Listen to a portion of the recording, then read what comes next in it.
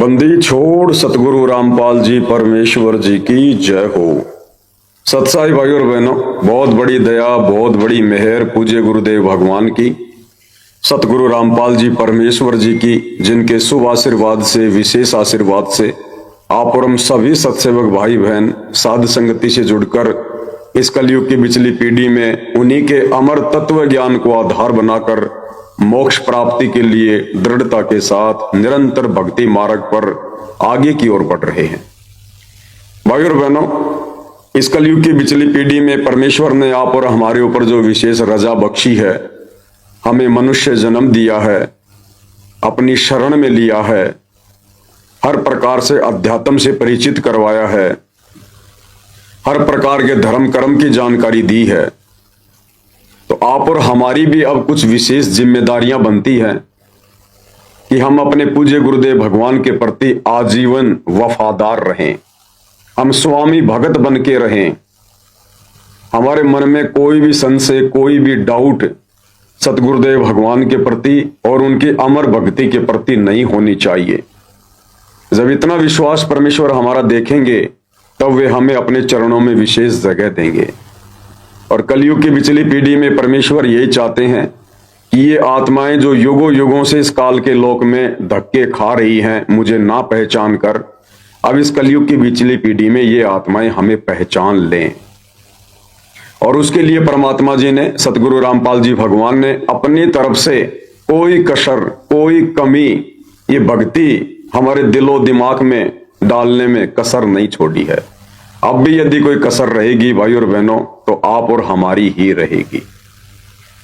तो भाई और बहनों, शॉर्ट वीडियो के ऊपर जो वीडियो बनाने की श्रृंखला जारी है, आज उसका ये 5वें नंबर का वीडियो है। और आज का वीडियो शुरू करने से पहले हम पूज्य गुरुदेव भगवान का जयकारा लगाएंगे, उनकी वंदना करेंगे, उनसे आशीर्वाद लेंगे। बंदी छोड़ सतगुरु रामपाल जी परमेश्वर जी की जय हो।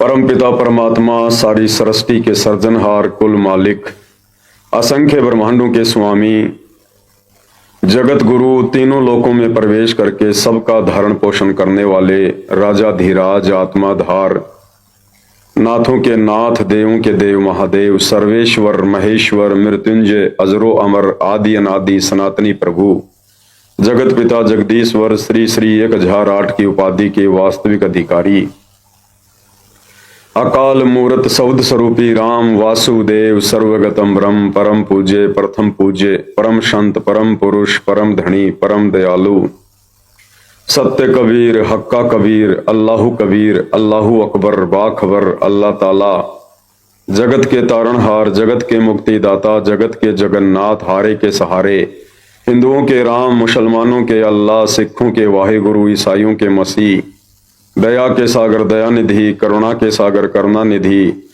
स्वयंभू परिभू, संकट मोचन, कष्ट हरण, मंगल करण, दुख भंजन, अविगत कबीर, निर्विकार निर्विषम परमात्मा, अलय अलेख सतगुरु, आदि अनादि सतगुरु, असली मर्यादा पुरुषोत्तम, असली राम, असली कृष्ण, असली घनश्याम, असली मुरारी, राजाओं के राजा, महाराजाओं के महाराजा, शहंशाहों के शहंशाह, सम्राटों के सम्राट, भगवानों के भगवान, अल्लाहों के अल्लाह, प्रभुओं के प्रभु, मसीहाओं के मसीह, सच्चे वाहिगुरु, बाबाओं के बाबा, पीरों के पीर, सेठों के सेठ, जगत सेठ, सावड़सा सेठ, सर्वगुण संपन्न, अनंत कोटि कलाओं के स्वामी, अनंत कोटि ब्रह्मांडों के नायक, योगियों में महायोगी, ध्यानियों में महाध्यानी, सिद्धों में परम सिद्ध, ज्ञानियों में तत्व ज्ञानी, ब्रह्म ज्ञानी, महाज्ञानी, परम ज्ञानी, सर्वश्रेष्ठ ज्ञानी, विज्ञानी, युवा कबीर, समर्थ कबीर, असंवाद, अमित ओजा, सच्चे रहनुमा, करीम अल्लाह, सुभान अल्लाह,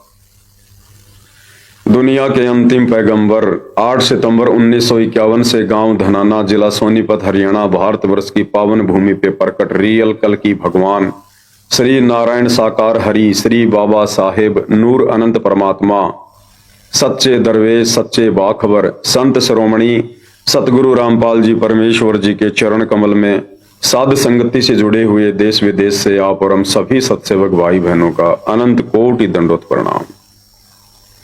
तो भाई और बहनों, पूज्य गुरुदेव भगवान ने अपनी तरफ से इस कलयुग की पिछली पीढ़ी में अपनी पहचान करवाने में अपने सत्संगों के माध्यम से कोई कसर नहीं छोड़ी है। अब यदि उनको ना पहचान पाने वाली कोई कसर रहेगी तो आप और हम भगत भाई बहनों की अपनी अज्ञानता, अपनी नादानी, अपनी मंद बुद्धिता रहेगी। बाकी गुरुदेव ने कोई कसर, कोई कमी नहीं छोड़ी है भाई और बहनों। और वैसे भी इस काल के किस ब्रह्मांड में आकर, काल के लोक में आकर, काल की छाती पर बैठकर और उसी के विरुद्ध सच्चा ज्ञान प्रचार करना, उसके भोजन को उसके मुख से छीनना, ये भाई और बहनों किसी सामान्य व्यक्ति का, सामान्य संत का, महात्मा का काम नहीं है। ये काल बलि 21 ब्रह्मांड का राजा है, राजा। जैसे जंगल का राजा शेर होता है, शेर, और शेर के मुंह से निवाला छीनना ये जंगल के अन्य किन्हीं जानवरों के बस की बात नहीं है, क्योंकि बाकी सभी उससे डरते हैं, थर्राते हैं, उससे कांपते हैं। अगर शेर आ जाए तो अन्य जानवर चाहे कितना ही खूंखार क्यों ना हो, यदि वो भोजन कर रहा है, कोई शिकार करके, वो छोड़कर भाग जाता है। इसी प्रकार ये काल बलि 21 ब्रह्मांड का राजा है और आप और हम इस जंगल के सामान्य प्राणी हैं, तुच्छ प्राणी हैं। भला शेर का सामना कोई 21 ब्रह्मांड का प्राणी कर सकता है? काल का सामना कर सकता है कोई? तो भाई और बहनों, इसी प्रकार सतगुरु रामपाल जी परमेश्वर ये अध्यात्म के बब्बर शेर हैं, बब्बर शेर, केहरी। और ये 21 ब्रह्मांड का स्वामी काल ये भी कम नहीं है। परमेश्वर ने इसको गजराज की संज्ञा दी। गजराज यानी हाथियों में सर्वश्रेष्ठ, सर्वशक्तिमान। परंतु जब वो केहरी शेर चिंगाड़ता है, दहाड़ता है, तो परमेश्वर ने बताया वो गजराज भी लीद कर देता है, लीद, और वहां से भाग उठता है। तो भाई और बहनों, सतगुरु रामपाल जी परमेश्वर जी को हम कोई सामान्य व्यक्ति, प्राणी या साधु या मां के गर्भ से 8 सितंबर 1951 को जन्म लेकर आया हुआ कोई प्राणी ना समझें, मानुष समझने की भूल ना करें, अन्यथा ये भूल आप और हम पर बहुत भारी पड़ेगी, बहुत भारी। युगों युगों हम भयंकर कष्टों से गुजरेंगे फिर। और उसके लिए गुरुदेव भगवान ने सत्संग किए हैं ताकि हम ये अपनी कमी पूरी कर लें इस कलयुग की पिछली पीढ़ी में। और गुरुदेव ने हर प्रकार से सत्संगों में अपने परमेश्वर होने के विषय में पुख्ता जानकारी, पुख्ता प्रमाण दिए हैं। देखो भाई और बहनों, परमेश्वर की जिम्मेदारी इस काल के लोक में आकर, इस काल ने जो ज्ञान का अज्ञान बना रखा है, धर्मशास्त्रों में आधा अधूरा ज्ञान इसने लिखवा कर उसका कुप्रचार करवा रखा है। दुनिया भर के अपने दूत साधु संत महात्माओं के रूप में भेज रखे हैं, जो केवल अर्थों का अनर्थ करते हैं, ज्ञान का अज्ञान करते हैं। परमेश्वर ने आकर हमें सत ज्ञान दिया, शास्त्रों की जानकारी दी, धर्म कर्म की जानकारी दी। अब भाई और बहनों, अब भी अगर हम नहीं समझेंगे, क्योंकि परमेश्वर की, सतगुरु रामपाल जी भगवान की जिम्मेदारी अपने खुद के सत्संगों को समझाने की नहीं है। सतगुरु की जिम्मेदारी केवल धर्मशास्त्रों का सार, निष्कर्ष निकाल कर देने की थी, और गुरुदेव ने उसमें कोई कसर नहीं छोड़ी है। हर धर्म के धर्म ग्रंथ का पूरा विवरण जो हमारे मतलब का है, परमेश्वर ने निकाल कर रख दिया।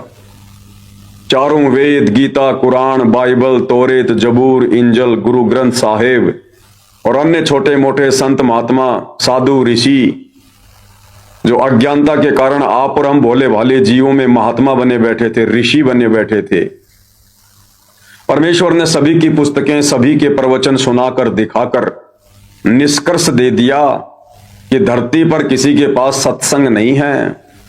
यहां कोई सत्संग कर ही नहीं सकता, कोई सच कहने की हिम्मत कह ही नहीं सकता। यहां सत्संग करने के लिए कबीर भगवान स्वयं तत्वदर्शी संत का चोला धारण करके, रूप धारण करके स्वयं ही सतलोक से चलकर आते हैं। वे स्वयं ही सत्संग कर सकते हैं, सच कह सकते हैं, और उसके बाद उनसे परिचित, उनके शरण में आने के बाद उनके बच्चे सच कह सकते हैं। अन्यथा 21 ब्रह्मांड में सच कहने की यहां किसी की औकात नहीं है और ना किसी को यहां सच का पता है। तो भाई और बहनों, गुरुदेव ने एक सत्संग के माध्यम से बखूबी अपनी पहचान करवाने की पूरी कोशिश की है। अब हम कितना पहचानेंगे, कितना समझेंगे उनके संकेतों को, उनके सत्संगों को, ये आप और हमारे संस्कार और हमारी बुद्धि स्तर के ऊपर निर्भर करता है। तो शॉर्ट वीडियो में एक छोटा सा सत्संग पूज्य गुरुदेव भगवान का, लगभग 20 से 25 सेकंड का। और गुरुदेव भगवान ने यहां पर काल के विषय में यह जानकारी देते हुए कि वो गुप्त रहता है, गुप्त। और गुरुदेव ने कहा कि वो गुप्त क्यों रहता है? क्या बाप, क्या एक पिता अपने संतान से छुप के रहना चाहेगा? क्या एक बाप अपने संतान से छुप के रहता है? वो बाप, वो पिता अपने संतान से छुप कर रहेगा जिसमें कोई खोट है, जिसमें कोई दोष है।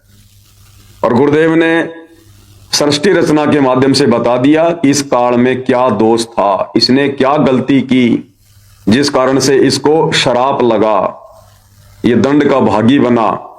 और उसके तहत ये अपनी ही संतान, यानी 21 ब्रह्मांड में आने के बाद आप और हम सभी भाई बहन काल और दुर्गा की संतान कहलाती हैं।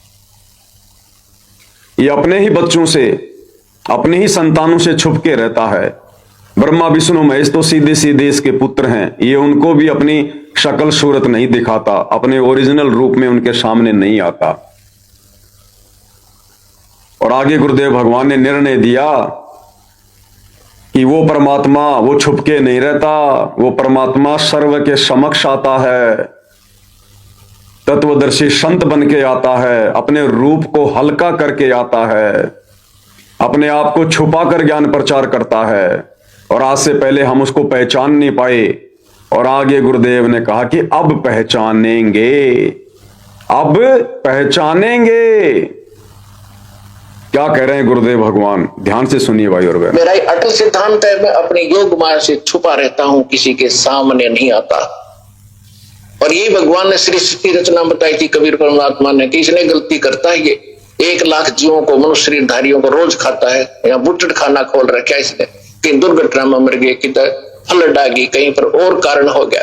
1 लाख को रोज काटता है और उसका आहार करता है, इसलिए छुपा रहता है। इसके अंदर दोष है कोई ना? पिता अपने छुप कर रहता है। हमारा असली पिता पूर्ण परमात्मा परमअक्षर ब्रह्म कबीर साहब है, वो हमारे पास घूमते रहे, लेकिन हम पहचान नहीं सके क्योंकि हमारे पास उनको पहचानने वाला वो चश्मा नहीं था। क्या कह रहे हैं गुरुदेव कि हमारे पिता, हमारे परमात्मा, हमारे बाप, वो कबीर देव भगवान, वो छुपके नहीं रहते, वो हमारे साथ साथ घूमते रहे, लेकिन हम उनको पहचान नहीं पाए क्योंकि हमारे पास में पहचानने का कोई साधन नहीं था, पैमाना नहीं था। और आगे गुरुदेव क्या कह रहे हैं? अब पहचानेंगे। क्या कह रहे हैं?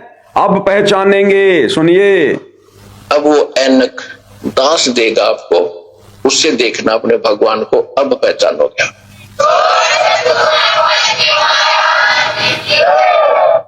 तो गुरुदेव कहते हैं अब वो ऐनक, अब वो चश्मा, तत्व ज्ञान रूपी चश्मा, ये दास आपको देगा, अब पहचानोगे आप, अब पहचानोगे। तो भाई और बहनों, वो ऐनक, वो चश्मा आप और हमें मिल चुका है। 1994 से परमात्मा वो ऐनक, वो चश्मा बांट रहे हैं, अपने तत्व ज्ञान का प्रचार प्रसार कर रहे हैं। तो क्या अब हमने उस परमात्मा को पहचान लिया? नहीं पहचाना भाई और बहनों, नहीं पहचाना। गुरुदेव कह रहे हैं कि अब पहचानेंगे, वो हमारे साथ साथ रहता है, अब पहचानेंगे। लेकिन कितनों ने पहचाना?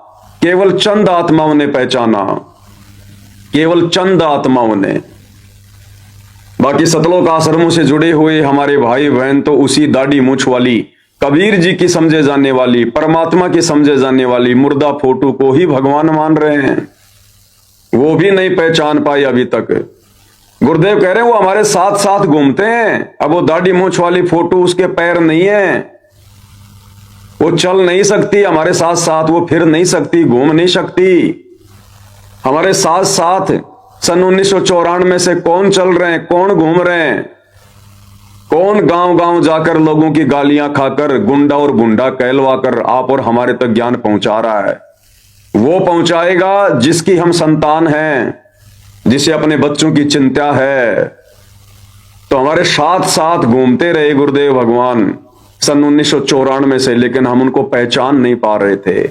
अब परमेश्वर ने 2014 बरवाला कांड के बाद साध संगतियां शुरू की, आप और हमें वो चश्मा दिया, वो ऐनक दिया, और साध संगतियों का एक ही लक्ष्य होता है, एक ही टारगेट होता है, गुरु को ही परमेश्वर के रूप में हृदय से स्वीकार करना।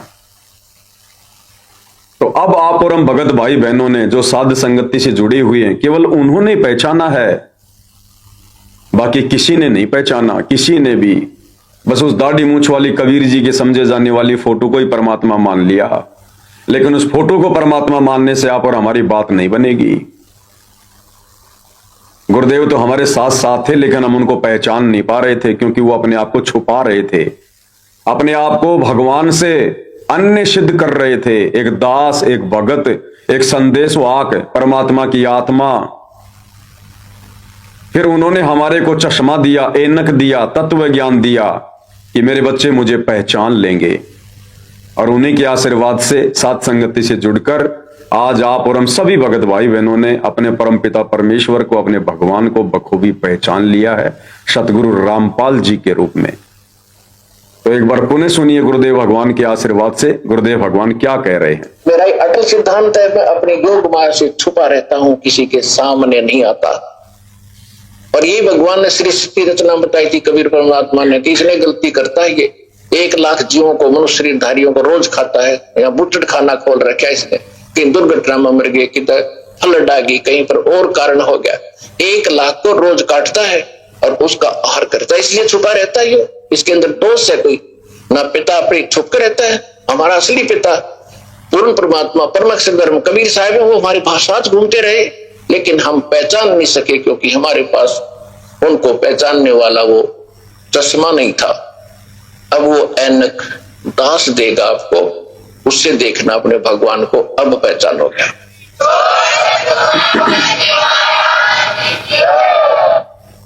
अभी सत्संग को सुनकर बहुत सारे भगत भाई बहन कह सकते हैं कि जी वो परमात्मा तो कबीर जी हैं, गुरु जी तो हमें उसकी फोटो भी दिया करते थे नाम दीक्षा के समय, दाढ़ी मूंछ वाली, कि बच्चों इस फोटो को अपने घर में रखना, अपने दरबार में रखना। तो गुरु जी ने जिस कबीर भगवान की पहचान करवाई है, वो तो दाढ़ी मूंछ वाले कबीर जी हैं। और दाढ़ी मूंछ वाली फोटो के विषय में गुरु जी कह रहे हैं कि बच्चों तुम अब पहचानोगे अपने कबीर भगवान को, अब पहचानोगे तुम अपने कबीर भगवान को। तो भाई और बहनों, गुरुदेव भगवान हमें उस दाढ़ी मूंछ वाली फोटो के विषय में नहीं कह रहे हैं, इस बहम में मत रहना। उस दाढ़ी मूंछ वाली फोटो को तो गुरुदेव भगवान ने रिजेक्ट कर दिया, रिजेक्ट कर दिया मालिक ने। क्या कहकर? एक सत्संग में गुरुदेव ने बिल्कुल क्लियर कर दिया कि हम जो चित्र देखते हैं प्रभु का, कौन सा? दाढ़ी मूंछ वाला। कि हम जो चित्र देखते हैं प्रभु का, ऐसा रूप नहीं है, ऐसा रूप नहीं है। वो तो किसी भी रूप में कभी भी आकर प्रकट हो जाता है, अपनी आत्माओं को ज्ञान देता है, शतलोक की जानकारी देता है। तो गुरुदेव ने कहा ना कि अब पहचानेंगे अपने परमात्मा को। तो 90% संगत ने तो दाढ़ी मूंछ वाली कबीर जी की समझे जाने वाली फोटो को ही परमात्मा मान लिया, परमात्मा को नहीं पहचान पाए कि सतगुरु रामपाल जी ही कबीर भगवान है, परमेश्वर है, परमात्मा है, नहीं पहचान पाए। और ये मान लिया कि गुरु जी हमें जो फोटो दिखा रहे हैं बस यही कबीर जी है, और उसी के ऊपर आश्रित हो गए। और गुरुदेव करें अब पहचानेंगे, अब पहचानोगे। अगर वही फोटो होती कबीर भगवान, तो गुरु जी ये क्यों कहेंगे कि अब पहचानोगे? अरे वो पहचान तो गुरु जी करवा ही रहे हैं। सन 1994 से गुरु जी वो फोटो दिखा रहे हैं हमारे को कि बच्चों ये कबीर भगवान है, ये कबीर भगवान है। तो भगवान को तो हमने पहचान लिया, वो फोटो हमने देख ली, हम सब जानते हैं कि कबीर जी की फोटो है, कबीर जी की फोटो है। फिर गुरु जी क्यों कह रहे हैं कि अब पहचानोगे? तो फिर वो दाढ़ी मूंछ वाले कौन थे फिर, जो गुरु जी कह रहे हैं कि भगवान को तो तुम अब पहचानोगे? तो परमेश्वर वे स्वयं हैं, परमात्मा वे स्वयं हैं। और उस दाढ़ी मूंछ वाली फोटो को उन्होंने रिजेक्ट कर दिया। रिजेक्ट क्या कहकर, ध्यान से सुनिए भाई और बहनों, बड़ा अनमोल सत्संग है। क्या कह रहे हैं भगवान?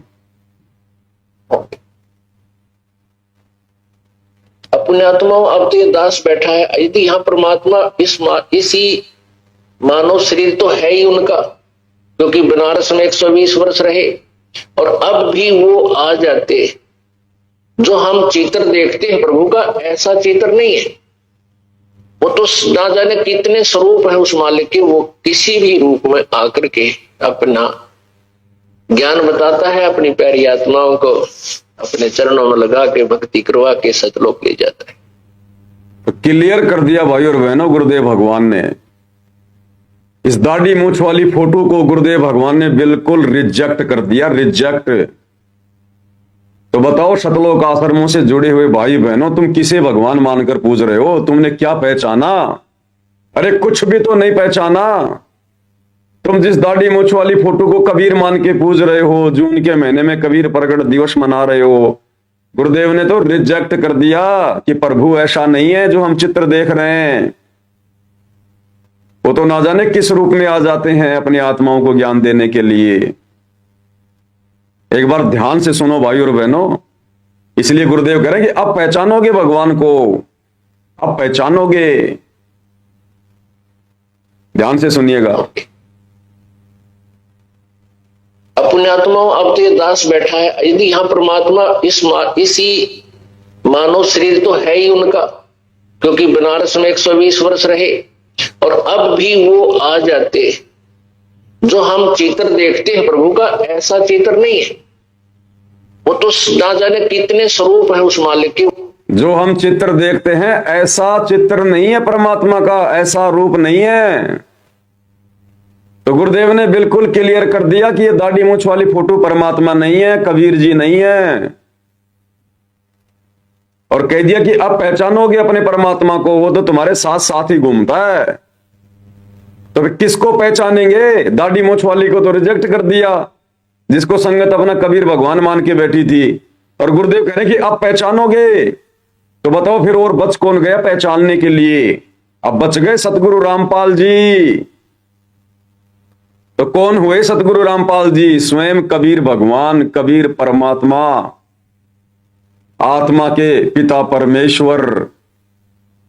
तो ये है वो बंदी छोड़, वो परमात्मा, सतगुरु, भक्ति मुक्ति का दाता, जिसको ना पहचान कर आप और हम भाई बहन असंख्य युगों से इसी काल के लोक में धक्के खा रहे थे, 84 लाख योनियां भोग रहे थे। सन 1994 से वर्तमान समय तक परमेश्वर को इतना संघर्ष केवल इसी बात के लिए करना पड़ रहा है, ज्ञान देने के लिए नहीं, अपनी पहचान करवाने के लिए। अरे ज्ञान तो वही था जो परमेश्वर ने 1994 से 1997 तक दिया। सारा ज्ञान, सारे सत्संग, सारा निष्कर्ष गुरुदेव ने 1994 से 2000 तक के सत्संगों में दे रखा है। उसके बाद गुरुदेव ने आप और हमें शास्त्रों से परिचित करवाने के लिए ये वेद, गीता, कुरान, पुराण, बाइबल ये दिखाने पड़े। अन्यथा गुरुदेव ने जो सत्संग किए हैं 1994 से सन 2000 तक, रियल सत्संग तो वही हैं, और उन्होंने क्लियर कर रखा उन सत्संगों में। अब भी यदि हम नहीं पहचानेंगे और अपने गुरु को एक मानुष मानते रहेंगे और परमात्मा उसी कागज के टुकड़े को मानते रहेंगे, दाढ़ी मूंछ वाली फोटो को, फिर हमारा कैसे भला होगा? हम कैसे अपने घर जा पाएंगे अगर परमात्मा की पहचान नहीं हुई तो? अगर हमें यही विश्वास नहीं बना, क्योंकि जिसको हम कबीर भगवान मान के बैठे थे उसको तो गुरु जी ने रिजेक्ट कर दिया कि ऐसा चित्र नहीं है परमात्मा का, उनका रूप ऐसा नहीं है। बताओ फिर और कौन भगवान बच गया? फिर तो सतगुरु रामपाल जी बच गए, ये तत्वदर्शी संत बच गया। तो कौन हुआ कबीर भगवान? ये स्वयं हुए, स्वयं। एक बार फिर से पूरा सत्संग सुनिए भाई और बहनों। और आगे गुरुदेव भगवान कह रहे हैं कि अब ये आप लोगों ने सोचना है, ये आप लोगों ने देखना है, आप लोगों ने सोचना है। अब आप इस बात को पहचान कर कैसा व्यवहार करोगे दास के साथ में। पुण्यात्माओं, अब तो ये दास बैठा है, यदि यहाँ परमात्मा इसी मानव शरीर तो है ही उनका, क्योंकि बनारस में 120 वर्ष रहे, और अब भी वो आ जाते। जो हम चित्र देखते हैं प्रभु का, ऐसा चित्र नहीं है। वो तो ना जाने कितने स्वरूप है उस मालिक के, वो किसी भी रूप में आकर के अपना ज्ञान बताता है, अपनी प्यारी आत्माओं को अपने चरणों में लगा के भक्ति करवा के सतलोक ले जाता है। अब आज हम भगवान की तलाश कर रहे हैं। अब आगे ध्यान से सुनना। और परमात्मा क्या अनमोल वस्तु है, क्या अनमोल है, कितना उसके अंदर गुण है। यदि आज हमें वो मिल जाए, आपके सामने आ जाए, तो आपकी क्या स्थिति होगी? एक बार सोचना, जो भक्त आत्माएं हैं गहराई से सोचे। क्या करें गुरुदेव भगवान कि हमें भगवान की तलाश, हमें परमात्मा की तलाश, उसके लिए हम भटक रहे हैं। और अगर आज वो परमात्मा आपके सामने आ जाए, आपसे बातें करे, आपको सत्संग सुनाए, तो आप आत्माओं की कैसी स्थिति होगी? गुरुदेव कह रहे हैं एक बार जोर देकर सोचो, जो पुण्य आत्माएं हैं, एक बार जोर देके सोचो। यानी भाई और बहनों, गुरुदेव भगवान ये तो कह नहीं रहे कि मैं कबीर हूं, मैं परमात्मा हूं, लेकिन संकेतों में कहने में कोई कमी नहीं छोड़ रहे। और उस कागज वाली फोटो को रिजेक्ट करके कि प्रभु का ऐसा चित्र नहीं है, ऐसा रूप नहीं है, और स्वयं को कबीर भगवान सिद्ध कर दिया। और कह रहे हैं जिस भगवान के लिए हम भटक रहे हैं युगों युगों से, अब वो भगवान अगर तुम्हारे सामने आ जाए, तो पुण्यात्माओं उस परमात्मा के साथ में तुम कैसा व्यवहार करोगे? और आगे गुरुदेव कह रहे हैं, मान लो इस आश्रम में इस दास की जगह वो कबीर भगवान आ गए और आपके सामने बैठ के सत्संग कर रहे हैं। अब बताओ तुम्हारी कैसी स्थिति होगी? फिर इस दास के साथ में, अपने गुरु के साथ में तुम कैसा व्यवहार करोगे? फिर क्या फिर भी उस कागज की मुर्दा फोटो को भगवान मान के पूजोगे? उसका कबीर प्रकट दिवस मनाओगे? उसी को अपने दरबार में रखोगे? जब ये पता चल जाए कि हमारा गुरु ही कबीर भगवान है। ध्यान से सुनो भाई और बहनों। अब जैसे भूखे को भोजन सामने मिल जाए और निर्धन को सामने धन की थैली नजर आवे, तो कैसी तड़फ होगी उसकी। प्यासे को पानी मिल जावे तो कैसी श्रद्धा करेगा, टूट के पड़ेगा उसके ऊपर। धन है तो ठाकर सीने के नु देख कर भाग लेगा, छुपा जो कि इसने कोई देख ना ले। और सामने भोजन है तो ऐसी टूट के पड़ जाएगा, फटाफट खाएगा, अपनी जान बचाएगा। ऐसे ही हमें जब परमात्मा आज मिल जावे, आपके सामने आ जावे, क्योंकि हम उसी की तलाश में तो भटक रहे हैं, तो आपकी कैसी श्रद्धा होगी ये आप अपने अपने स्तर से सोच सकते हैं। अब वो भगवान यहां आ जाए, अरदास के स्थान पर बैठकर सत्संग करने लग जाए, क्योंकि ज्ञान तो देना ही पड़ेगा। क्या कह रहे हैं गुरुदेव? अब वो भगवान यहां आ जाए और दास के स्थान पर बैठ के सत्संग करने लग जाए, क्योंकि ज्ञान तो देना ही पड़ेगा, क्योंकि ज्ञान तो देना ही पड़ेगा। यानी कबीर भगवान भी आएगा तो ज्ञान ही देगा। तो सोचो फिर हमारे गुरुदेव कौन है? ज्ञान ही तो दे रहे हैं। वो दाढ़ी मूछ वाली फोटो हमें कोई ज्ञान थोड़ी दे रही है, सत्संग थोड़े सुना रही है, हमारी शंकाओं का समाधान थोड़ी कर रही है। उस दाढ़ी मूछ वाली फोटो से तो लाखों गुना बड़ा और महान ये तुम्हारा भाई पवन दास है, जो आप लोगों की शंकाओं का समाधान कर रहा है, आप लोगों को गुरु की महिमा बता रहा है। अरे उस दाढ़ी मूछ वाली फोटो के बजाय तो अगर मुझ पवन दास के लाइव वीडियो देखो, साथ संगति से जुड़ो, तो लाखों गुना ज्यादा आपको बेटर रिजल्ट मिलेगा, लाखों गुना ज्यादा बेटर। तो गुरुदेव कह रहे हो भगवान आ जावे और अपना ज्ञान देवे, क्योंकि ज्ञान तो देना ही पड़ेगा। तो भगवान आएगा तो ज्ञान ही देगा ना। अरे मान लो वो दाढ़ी मूछ वाला कबीर भी आएगा तो वो भी तो ज्ञान ही देगा, बिना ज्ञान के लेके जाएगा क्या सतलोक? तो सतगुरु रामपाल जी 1994 से वो तत्व ज्ञान ही तो दे रहे हैं, वो दुनिया से न्यारा ज्ञान ही तो दे रहे हैं, शास्त्र प्रमाणित ज्ञान ही तो दे रहे हैं, जो 21 ब्रह्मांड का ज्ञान नहीं है। तो कौन दे सकता है? वो कौन दे रहा है? सतगुरु रामपाल जी दे रहे हैं, ये स्वयं कबीर भगवान दे रहे हैं। और दाढ़ी मूछ वाली फोटो को रिजेक्ट कर दिया। समझदार आत्माओं के लिए संकेत ही काफी है। ये परमात्मा ऐसा नहीं है जैसा तुम इन चित्रों में देख रहे हो। तो बताओ फिर हमने क्यों परमात्मा मान लिया उस दाढ़ी मूछ वाले को? सिर्फ इसीलिए कि बार बार हमें गुरुदेव वो चित्र दिखा रहे हैं, आश्रमों में वो चित्र लगा रहे हैं। अरे वो तो उनकी मजबूरी है।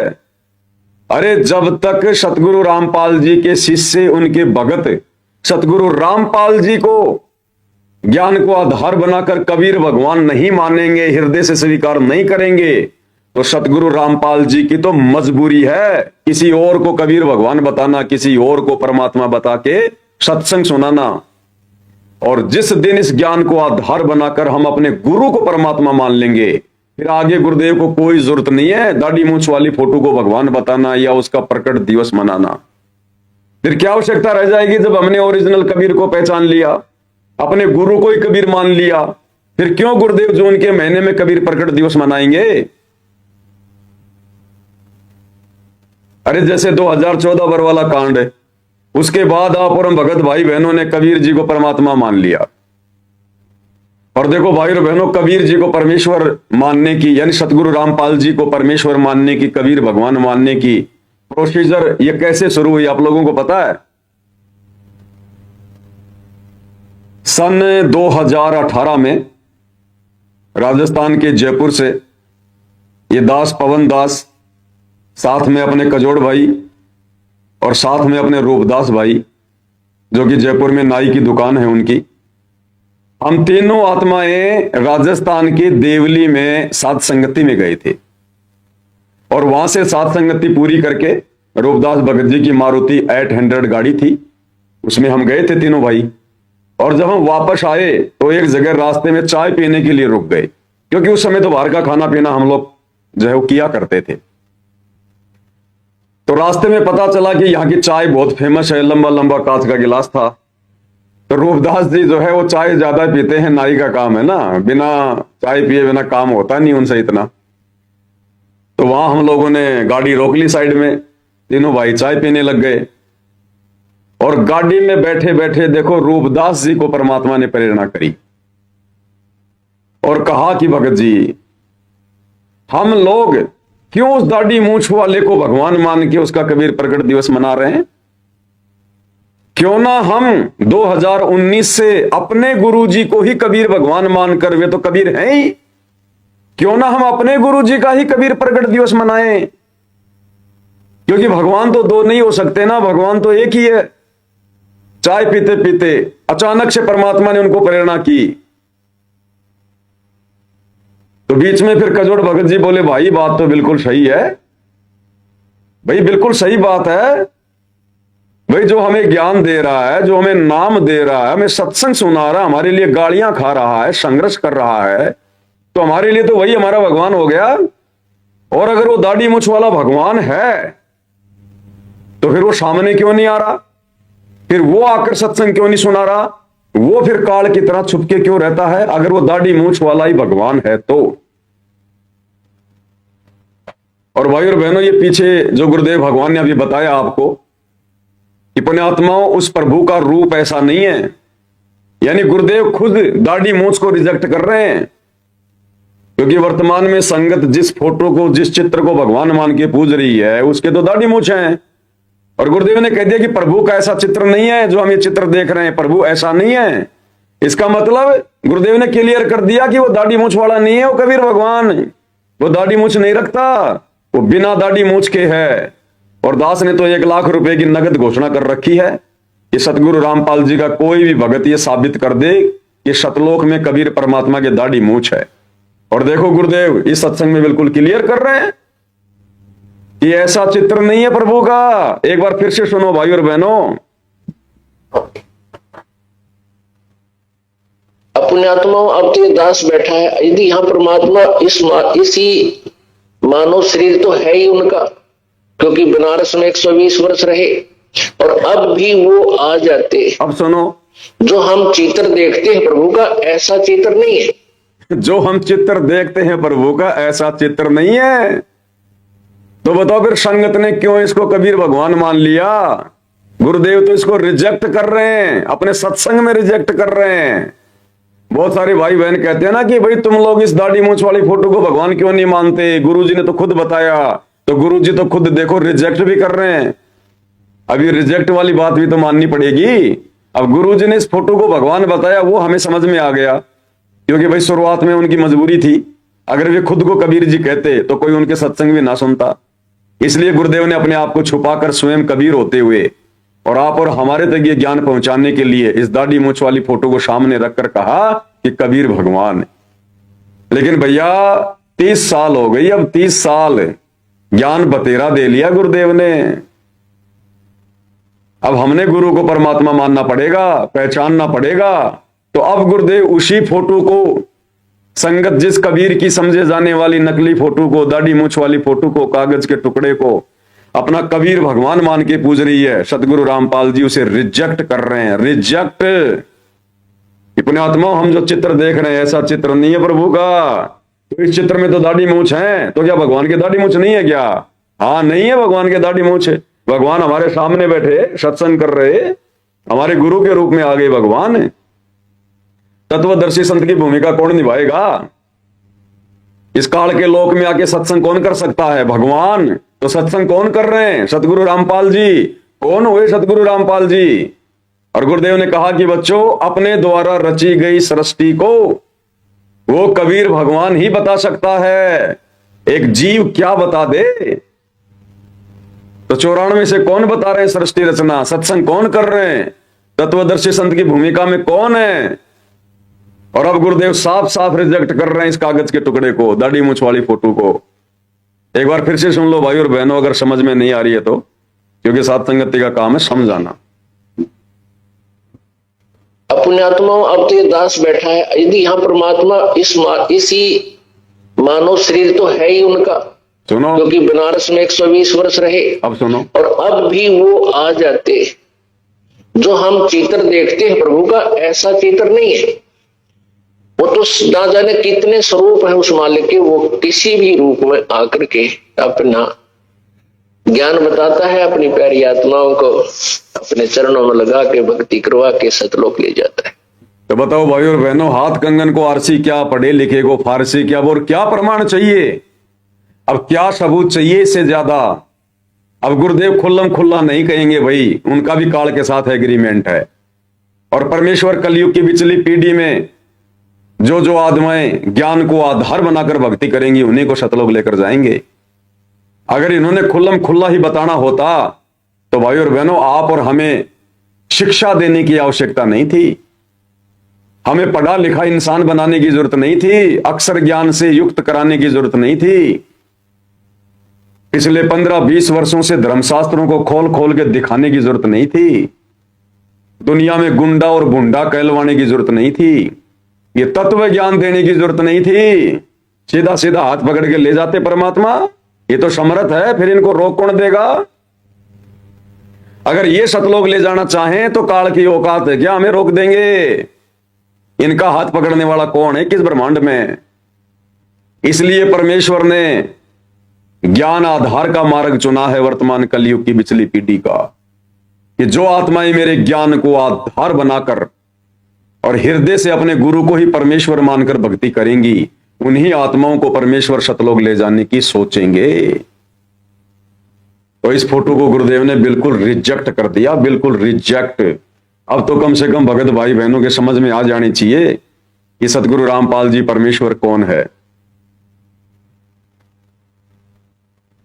और एक छोटा सा सत्संग आपको और सुनाते हैं भाई और बहनों।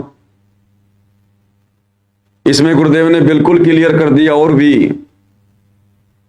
और क्या कह रहे हैं गुरुदेव भगवान, ध्यान से सुनिएगा। यदि इस दास के स्थान पर आज कबीर परमेश्वर भी आ जाते, क्योंकि जिस समय कबीर परमेश्वर जिस रूप में आए थे वो तो तुमने देखा नहीं वर्तमान वाला ने, और वो परमात्मा किस रूप में आए थे ये तो जो हमने चित्र बनाए तो हमारा एक अपना इमेजन है, अपना सपोजिशन है, अपना माना हुआ बनाया है। लेकिन वो परमात्मा अब आ जाए तो तो जिस रूप में वो पहले आया था वो तो तुमने देखा नहीं, और ईब जिस मारा उसने तो मानो को नहीं। तो बात कैसे बनेगी? अब बताओ भाई और बहनों, इतना क्लियर कर दिया गुरुदेव ने, अंधे से अंधा, मूर्ख से मूर्ख व्यक्ति भी समझ जाए कि गुरुदेव भगवान क्या कहना चाह रहे हैं, कहां निशाना लगाना चाह रहे हैं, क्या कह रहे हैं गुरुदेव भगवान। एक एक शब्द को दोबारा ध्यान से सुनो भाई और बहनों। यदि इस दास के स्थान पर आज कबीर परमेश्वर भी आ जाते,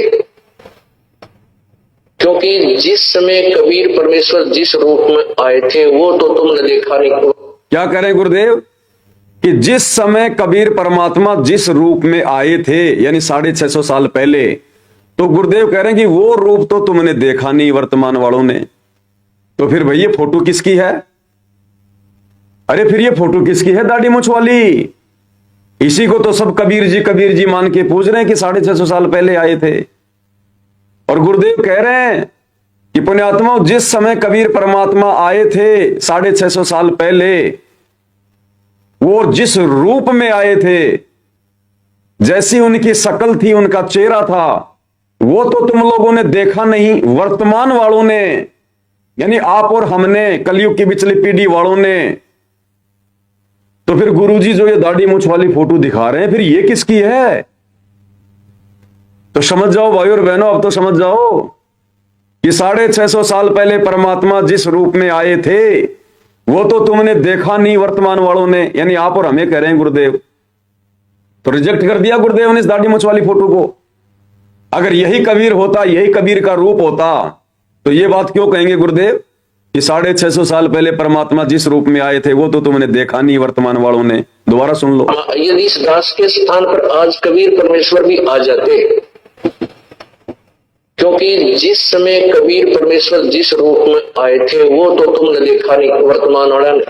वो तो तुमने देखा नहीं वर्तमान वालों ने।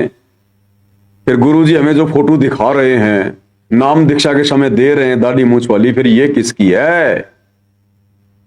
और आगे सुनो क्या कह रहे हैं। वो परमात्मा किस रूप में आए थे, ये तो जो हमने चित्र बनाए तो हमारा एक अपना इमेजन है, अपना सपोजिशन है, अपना माना हुआ बनाया हुआ क्या कह रहे हैं गुरुदेव? और वो परमात्मा जिस रूप में आए थे, ये जो हमने फोटोएं बना रखी हैं, जो चित्र बना रखे हैं, ये दाढ़ी मूंछ वाले, गुरुदेव कहते हैं ये तो हमारी सोची हुई है, ये तो हमारी इमेजिन है, ये तो कल्पना है, कल्पना।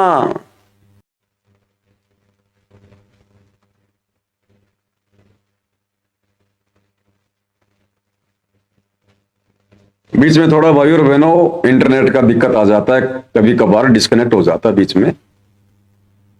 तो गुरुदेव भगवान ने बिल्कुल क्लियर कर दिया कि जो तुम ये चित्र देख रहे हो ना, जो तुमने बना रखे हैं कबीर भगवान के नाम के, ये तो अपनी इमेजिन है, सोची हुई अपनी कल्पना है, ये तो बनावटी है, ओरिजिनल नहीं है। तो रिजेक्ट कर दी गुरुदेव ने फोटो दाढ़ी मूंछ वाली, जिसको संगत कबीर भगवान मान के अपने दरबार में सजा के बैठी है, जून के महीने में जिस नकली फोटो का कबीर प्रकट दिवस मना रही है और शतलोक जाने की सोच रही है अपने गुरुजी को दुखी करके। एक बार फिर से सुनो क्या कह रहे हैं गुरुदेव। ये तो तुम्हारी इमेजिन है, इमेजिन, कल्पना। आए थे वो तो तुमने देखा नहीं वर्तमान वाला ने।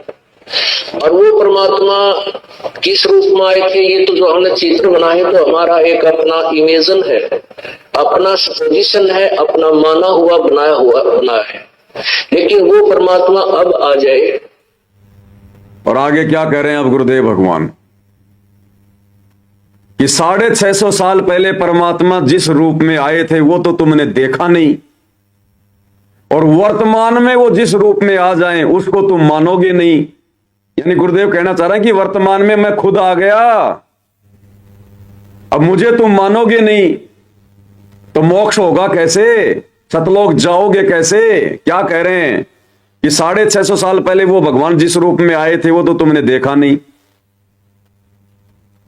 और वर्तमान में जो आया हुआ है अगर वो आ जाए उसको तुम मानो नहीं, तो मोक्ष कैसे होगा? फिर सुनो। जिस रूप में वो पहले आया था तो तुमने देखा नहीं, और ईब जिस मारा उसने तो मानो को नहीं। तो फिर कैसे बात बनेगी, फिर कैसे मोक्ष होगा? अब इससे ज्यादा खुलकर और क्या कहेंगे गुरुदेव भगवान, बिल्कुल क्लियर कर दिया परमात्मा ने।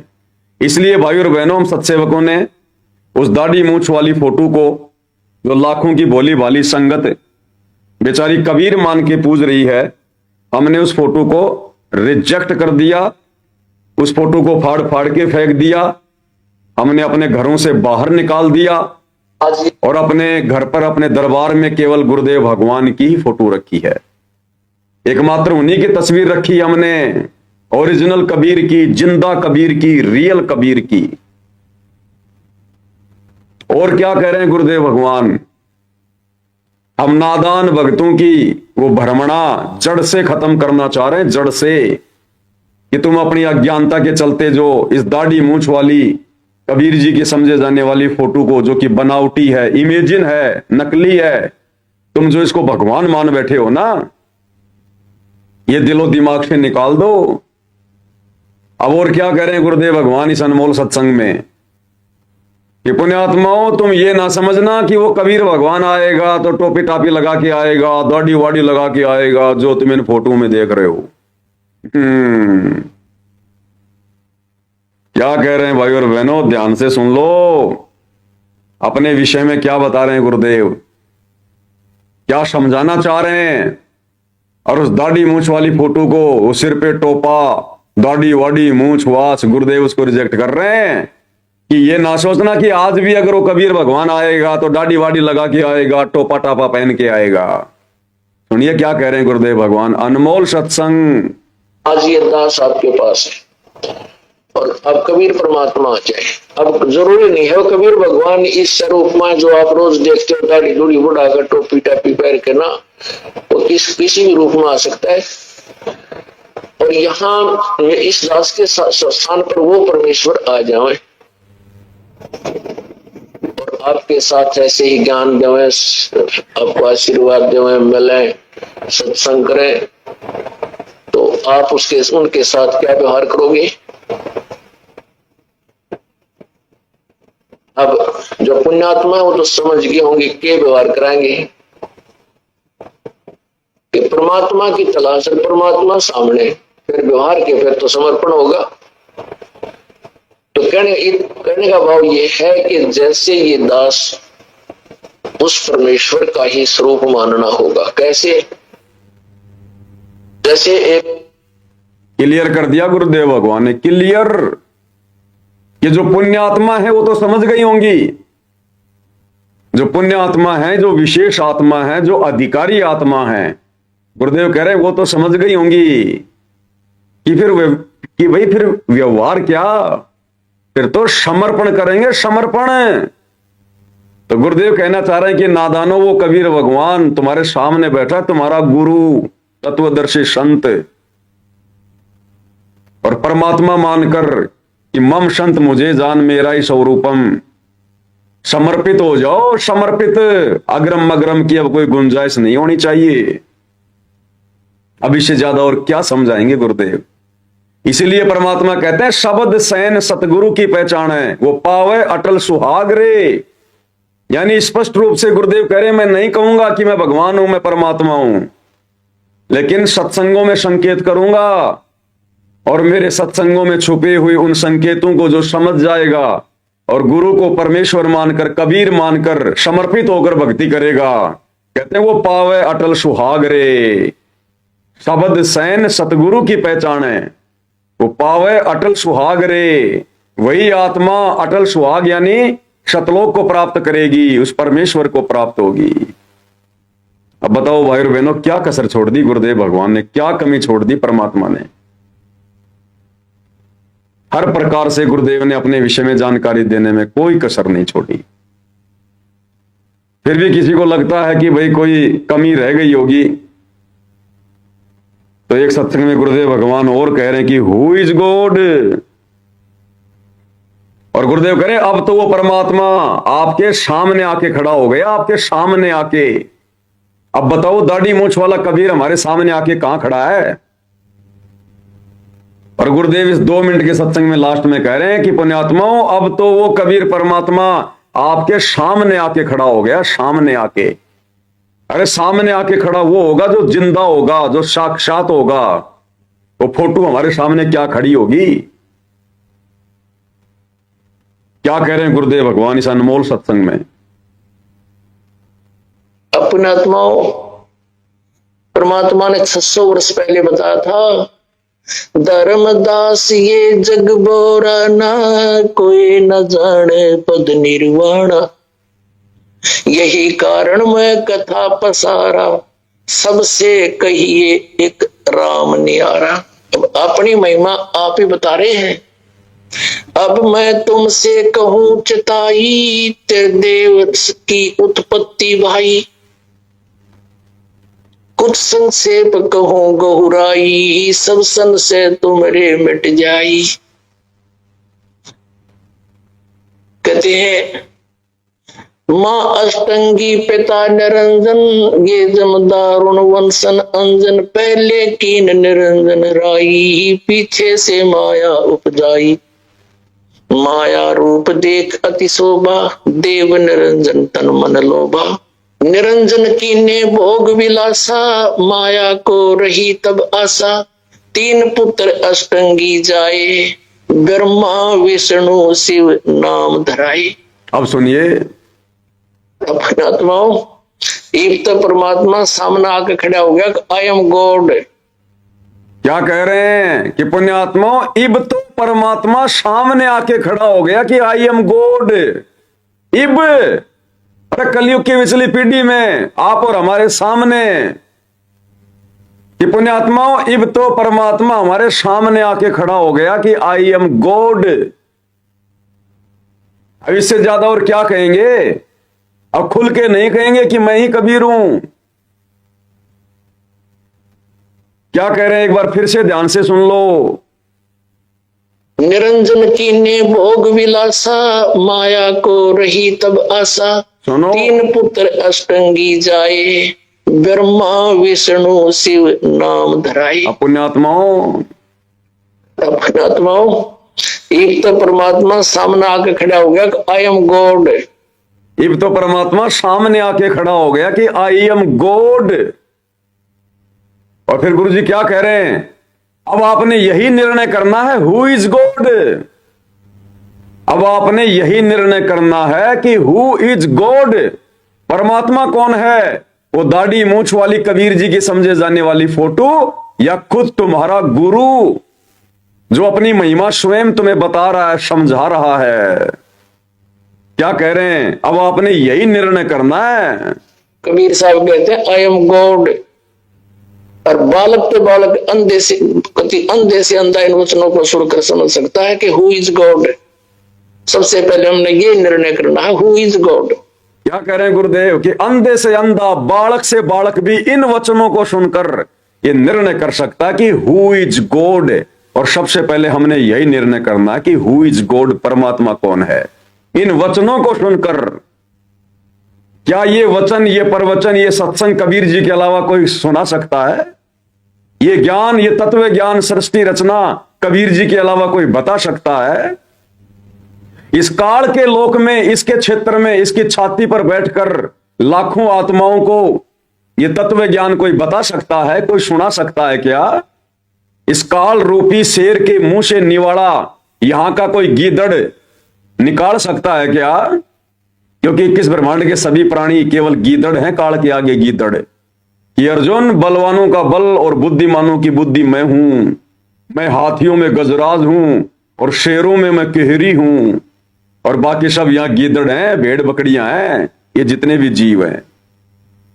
तो गुरुदेव कह रहे इन वचनों को सुनकर, इन प्रवचनों को सुनकर कति बालक से बालक और अंधे से अंधा भी समझ सकता कि हु इज गॉड।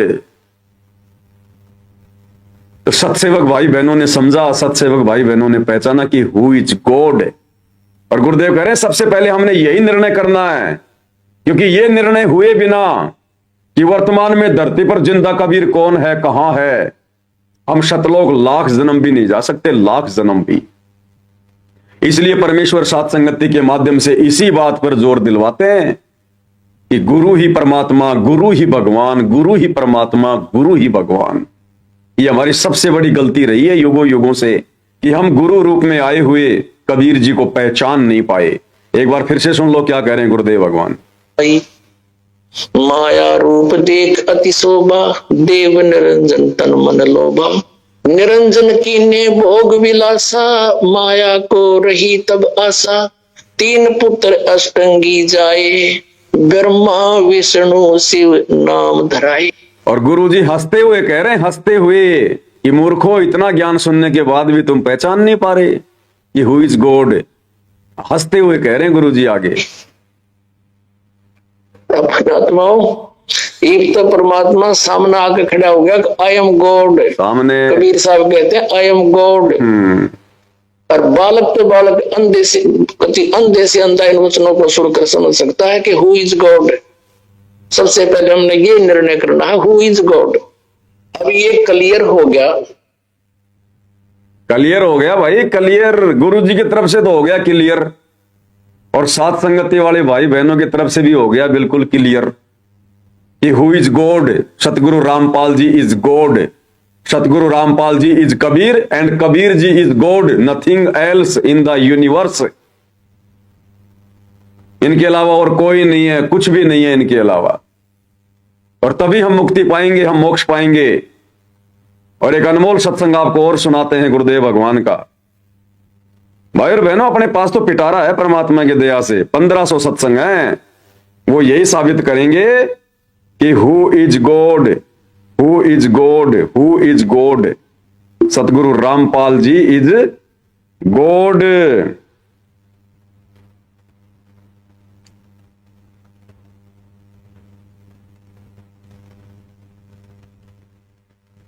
अभी सत्संग में देखिए भाई और बहनों, पूज्य गुरुदेव भगवान किस प्रकार से कह रहे हैं कि पुण्यात्माओं, जब भी ये दास आपके सामने आए तो आप ये ना समझना कि रामपाल आ गया, ये समझना कि कबीर भगवान आ गए। इसलिए गुरुदेव कह रहे हैं कि इन वचनों को सुनकर अंधे से अंधा और कति बालक से बालक, क्योंकि बालक मंद बुद्धि होता है, गुरुदेव कहते हैं इतना तुम्हें क्लियर कर दिया, मंद बुद्धि से मंद बुद्धि व्यक्ति भी इन सत्संगों को सुनकर यह समझ सकता है, निर्णय कर सकता कि हु इज गॉड, कबीर कौन है वर्तमान में धरती पर। और क्या कह रहे हैं गुरुदेव भगवान। तो गुरु जी के सामने आते ही आपको ऐसा महसूस हो जैसे मैं भगवान के सामने जा रहा हूं। अति विनम्रता हो, अति हो, आंखों में एक विशेष प्यार हो, आत्मा गदगद हो। और जब भी गुरुदेव आपके समक्ष आए, आप ये ना समझिए कि ये दास रामपाल आ गया है, ये समझे कि भगवान आ गए। ये दास भगवान नहीं है, लेकिन आपकी रिहर्सल कराने के लिए ये एक कठपुतली, एक ड्रावा आपके सामने रखना पड़ेगा, खड़ा रहना पड़ेगा, ताकि आप जो परमात्मा आवे तो वहां कोई रिहर्सल में उनके सामने को जो वास्तविक आपकी परेड होगी उसमें कमी ना रहे। गुरुदेव भगवान अपने विषय में, अपने कबीर भगवान होने के विषय में वास्तविकता भी बता गए और अपने आप को इस काललोक के विधान के अनुसार छुपा भी गए कि जब भी ये दास आपके सामने आवे तो ये ना समझना कि रामपाल आ गया, ये समझना कबीर भगवान आ गया। और फिर अपने आप को छुपा गए कि ये दास भगवान नहीं है, लेकिन आपने मानना पड़ेगा। अरे जो है ही नहीं वो कैसे कह सकता है कि मैं कबीर भगवान हूं। वही कह सकता है जो असल में भगवान है, जो असल में परमात्मा है, जो असल में परमेश्वर है।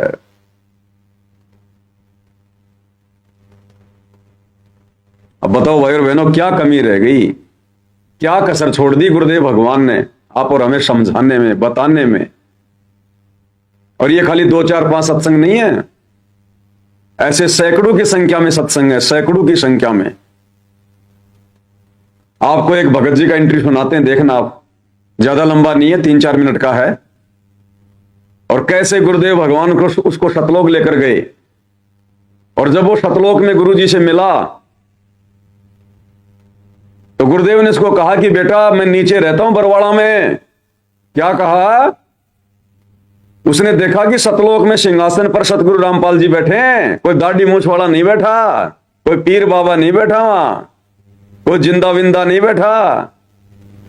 और गुरुदेव ने कहा कि बेटा तू नीचे जा, अब तू नीचे जा और देख मैं नीचे बरवाड़ा में रहता हूं, बरवाड़ा में। और जब वो बरवाड़ा आश्रम में गया और वहां जब उसने गुरु जी को देखा दर्शनों के समय, उसकी आंखें फटी की फटी रह गई। और गुरु जी से बोला, हे परमात्मा, हे गुरु जी, आप तो भगवान हो, आप तो परमात्मा हो। यहां तो किसी को पता ही नहीं कि आप परमात्मा हो। तो गुरुदेव ने कहा कि बेटा यहां किसी को नहीं पता, लेकिन अब ज्ञान से पता चलेगा, ज्ञान से। तो ये इंटरव्यू आप सुनिएगा, सतलोक आश्रम वाले भाई बहनों का लिया हुआ इंटरव्यू है, सतलोक आश्रम बरवाड़ा से। हम सत्सेवकों का नहीं है, ना कोई एआई से बनाया हुआ है। और इसमें किस तरह से गुरुदेव अपने परमेश्वर होने के विषय में जानकारी उपलब्ध करवा रहे हैं, ध्यान से सुनना। मैं आ रहा था सोते हुए, तो मालिक ने मेरा शरीर छुड़ा दिया संत रामपाल जी महाराज ने, और उसको सतलोक लेके गए। तो सामने देखा कि बहुत बड़ा एक गुमज है जिसमें संत रामपाल जी महाराज मुख बैठे हुए हैं। सामने एक बहुत बड़ा गुम्मज है सतलोक में, जहां सतगुरु रामपाल जी महाराज बैठे हुए हैं। उस गुम्मज में अनंत कोटि ब्रह्मांडों के सिंहासन पर कौन बैठे हुए हैं? सतगुरु रामपाल जी। कौन बता रहा है? हमारा भगत भाई, और आश्रम में इंटरव्यू दे रहा है। लोग लेके गए तो सामने देखा कि बहुत बड़ा एक गुमज है जिसमें संत रामपाल जी महाराज मुख बैठे हुए हैं। और मैंने कहा, मालिक परमात्मा आप दिखते हो? उन्होंने कहा, हाँ मैं दिखाई देता हूँ, छू के देखो। छू के देखा, परमात्मा ने बहुत सारी बातें मुझे बताई, मेरा फ्यूचर दिखाया, मेरा पास्ट दिखाया, बताया कि तुम लोग, तुम्हारा भाई तुम्हें समझा रहा है, तुम्हें समझ में नहीं आ रहा। मैंने कहा, परमात्मा संत रामपाल जी महाराज पहले तो आप रुकिए, मैं आपको ये देख लूं कि मैं अपने भाई को बता दूं कि वो 10 साल से जिस चीज को बताता चला आ रहा है, हम उसको जानते हैं, उस परमात्मा को जानते हैं, और आप दिखाई देते हो। तो उन्होंने कहा, ठीक है बता के, बेटा तू अब यहाँ से निकल और बरमाला आइयो। मैंने कहा, जी बरमाला कहाँ पे? तो परमात्मा ने, संत रामपाल जी महाराज ने मुझे सतलोक से ही बरमाला का आश्रम दिखाया, कहाँ पे है, कैसे है। धनाना आश्रम नहीं दिखाया, बरवाड़ा आश्रम दिखाया सतलोक से गुरु जी ने। ये बेटा मैं नीचे बरवाड़ा में रहता हूं, तुम बरवाड़ा में आइयो। और सतलोक से ही गुरुदेव ने उसको बरवाड़ा दिखा दिया। मैं रोने लगा कि मालिक अब तो यहीं रख लो, अब यहाँ से जाने का तो दिल ही नहीं कर रहा है, यहाँ तो बड़ा अच्छा लग रहा है। और उनका, बेटा जाना तो पड़ेगा, अभी तुम्हारे काम बाकी हैं। तो फिर मैंने कहा, गुरुदेव अगर आप तो सब कुछ कर सकते हैं, आप तो परमात्मा हो संत रामपाल जी महाराज, तो मेरी मोम को क्यों नहीं बचाया? तो उन्होंने बताया कि बेटा तेरी मोम ने ना नामखंड कर दिया था, उसको विश्वास नहीं हुआ, ज्ञान नहीं हुआ। पर तू नीचे जाके ऐसा नहीं करना है, तुझे मैं यहाँ से पक्का करके भेज रहा हूँ, अपने भाई की हेल्प करनी है, और इस समाज को, ये एजुकेटेड जो समाज है, इसको समझाना है, और अपना पूरा जीवन इसलिए लगाना है। तू तो मर चुका था, देख तू शराब पी के यहाँ गिरा था रेलवे स्टेशन में, मुझे याद आया, हाँ गिरा था, मैंने कि यहीं मरना था तुझे, लेकिन मैंने तुझे वापस बुलाया है, और तेरे को ये जीवन जो मैं दे रहा हूँ आगे, ये भक्ति के लिए दे रहा हूँ, अब इससे भक्ति ही करनी है, कुछ और नहीं करना। मैंने कहा, ठीक है जी, लेकिन मैं तो कब आ जाऊंगा जल्दी? मैंने कहा, बेटा मैं नीचे तुम्हारे साथ ही रहता हूँ। क्या कहा गुरुदेव ने? कि बेटा मैं नीचे तुम्हारे साथ ही रहता हूं। और उस सत्संग में क्या कहा गुरुदेव ने? कि पुण्यात्मा, वो भगवान तो हमारे साथ साथ घूमते हैं, लेकिन हम उसको पहचान नहीं पाते, अब पहचानेंगे। तो गुरुदेव ने क्या कहा सतलोक से इस भाई को? कि मैं नीचे तुम्हारे साथ साथ ही रहता हूं, तुम्हारे साथ साथ ही। मैं पृथ्वी पे बैठा हूं, तू जाएगा, मुझे मिलेगा, तो मुझे देखेगा कि तुझे कोई दिक्कत नहीं आएगी। मैंने कहा, ठीक है जी, अब तो परमात्मा मुझे फिर जाने दो। परमात्मा ने मुझे वापस लाया। मैं अपनी माँ के 12-13 जितने भी करने थे वो किए। जैसे ही माँ के 12 बजे मैं वहां से निकल लिया। सतलोक आश्रम बरवाला के लिए जब मैं निकला, बरवाला के रेलवे स्टेशन पे पैर रखा तो लगा कि मैं परमात्मा की संत रामपाल जी महाराज शरण में आ गया। जैसे ही मैं लाइन लगा के गुरु जी के पास पहुंचा तो मेरे से नाम दीक्षा देने से पहले भगत जी ने कहा कि भगत जी ये कुछ नियम है, इनको पढ़ लो। मैंने कहा, भगत जी कैसी बातें कर रहे हो आप? संत रामपाल जी महाराज परमात्मा से मिलने के लिए अगर 1 लाख नियम भी होते तो मुझे मंजूर है, ये तो छोटे मोटे नियम है, शराब छोड़ दो, गुटखा छोड़ दो, मांस छोड़ दो, और ये देना लेना छोड़ दो, ये तो सारे नियम समाज को बिगाड़ने वाले हैं। अच्छे नियम जो हैं वो परमात्मा के पास है, और मुझे संत रामपाल जी महाराज से नाम दीक्षा ही लेने के लिए मैं इतनी दूर से आया हूँ। तो उन्होंने कहा, भगत जी अच्छी बात है, तो आप नाम दीक्षा लीजिए। जैसे ही मैंने नाम दीक्षा लिया, थोड़ी देर भंडारा किया, परमात्मा से मिला, तो परमात्मा वही परमात्मा जो सतलोक में बैठ के मुझे समझा रहा है। जब भगत जी भंडारा करके नाम उपदेश लेकर गुरु जी से मिलने गए, दर्शनों के समय जब लाइन लगती थी, तो भगत जी कह रहे हैं कि ये तो वही परमात्मा है जो मुझे सतलोक में मिले थे। कौन परमात्मा है? वही परमात्मा जो मुझे सतलोक में मिले थे। तो कौन बैठा है सतलोक में? दाढ़ी मूछ वाला नहीं बैठा, स्वयं सतगुरु रामपाल जी भगवान बैठे हैं। क्या कहा भगत जी ने? रामपाल जी महाराज से नाम दीक्षा ही लेने के लिए मैं इतनी दूर से आया हूँ। तो उन्होंने कहा भगत जी अच्छी बात है, तो आप नाम दीक्षा लीजिए। जैसे ही मैंने नाम दीक्षा लिया, थोड़ी देर भंडारा किया, परमात्मा से मिला। तो परमात्मा वही परमात्मा जो सतलोक में बैठ के मुझे समझा रहा है, वो परमात्मा वहां जमीन पे घूम रहा है। संत रामपाल जी महाराज परमात्मा जमीन पे घूम रहे हैं। मैंने सोचा यहाँ सबको शायद पता नहीं है परमात्मा के बारे में। तो गुरुजी जैसे आए, कह रहे हाँ भाई आ गया। मैंने कहा परमात्मा संत रामपाल जी महाराज आप यहाँ घूम रहे हो?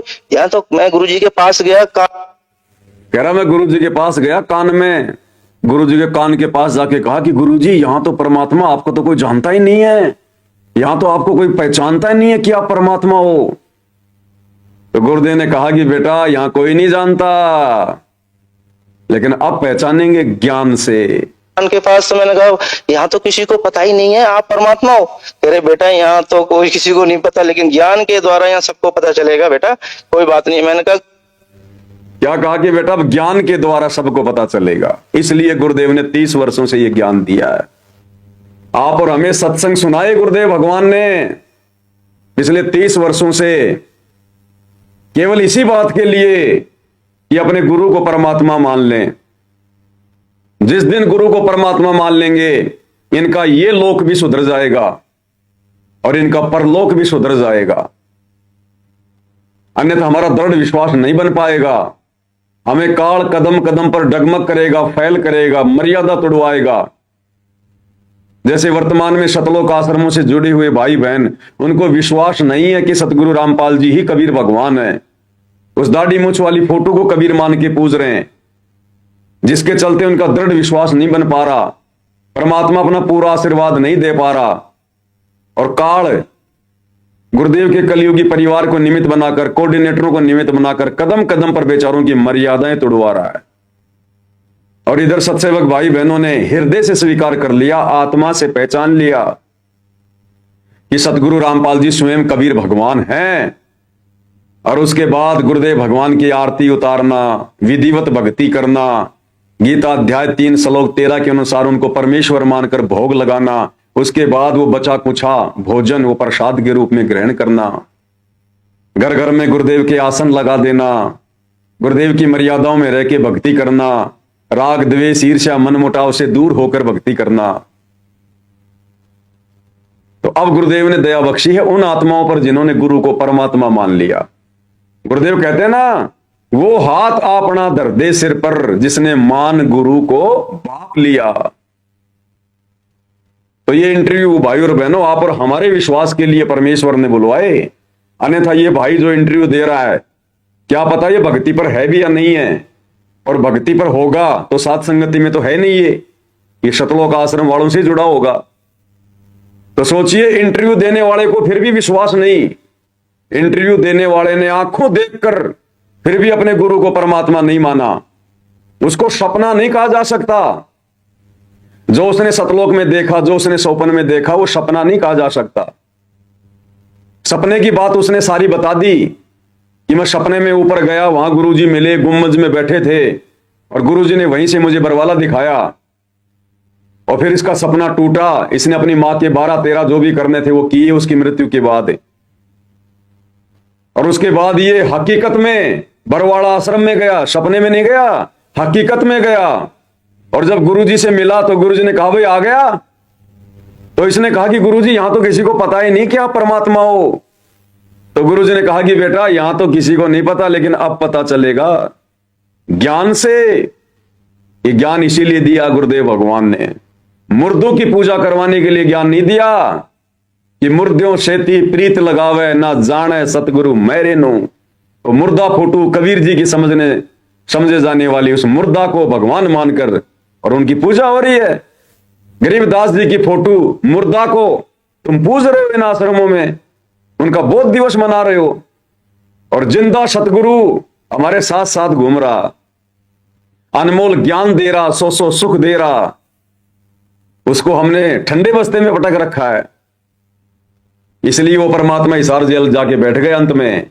कि मूर्खों से तो जेल भली, जब समझ जाएंगे तब देखूंगा।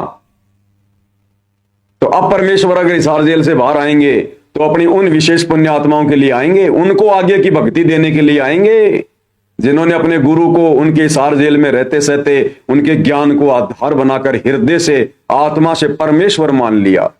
परमेश्वर उन आत्माओं के लिए आएंगे गुरुदेव भगवान। और यही कारण है भाइयों और बहनों, गुरु रूप में आए हुए कबीर परमेश्वर को कबीर परमेश्वर ना मानने के कारण ही संगत दुखी है। तब तक ही भगत दुखी रहता है, ना ढंग से उसके सांसारिक कार्य होते, ना अध्यात्म में उसे विशेष कोई लाभ मिलता, ना कोई राहत मिलती। दो नावों की सवारी में रहता वो, क्योंकि वो खुद ज्ञान को अच्छे से ना समझकर दो नावों की सवारी कर रहा होता है। तब तक ही भगत दुखी है, परेशान है। और जिस दिन हम गुरु को परमेश्वर मान लेंगे उस दिन हमारी यह समस्या समाप्त हो जाएगी, रोजी रोटी की, काम धंधे की, सांसारिक समस्याओं की। क्योंकि गुरुदेव भगवान ने एक शॉर्ट वीडियो में एक सत्संग में बिल्कुल क्लियर कर दिया, इस विषय को समझाते हुए बिल्कुल क्लियर कर दिया गुरुदेव भगवान ने। और क्या कह रहे हैं परमात्मा कि जब तक तुम दोगला सा व्यवहार करते हो ना अपने गुरु जी के साथ में, दोगला सा व्यवहार, तब तक तुम्हें यहां के संपूर्ण लाभ नहीं मिलेंगे, तुम्हारे कार्य सिद्ध नहीं होंगे उस लेवल पर जिस लेवल पर होने चाहिए भगवान के शरण में आने के बाद। और जिस दिन तुम अपने गुरु को परमेश्वर मान लोगे, विश्वास कर लोगे, उस दिन देखना तुम, जब तुम परमेश्वर के अनुकूल हो जाओगे, फिर देखना तुम फिर क्या करता है ये परमात्मा।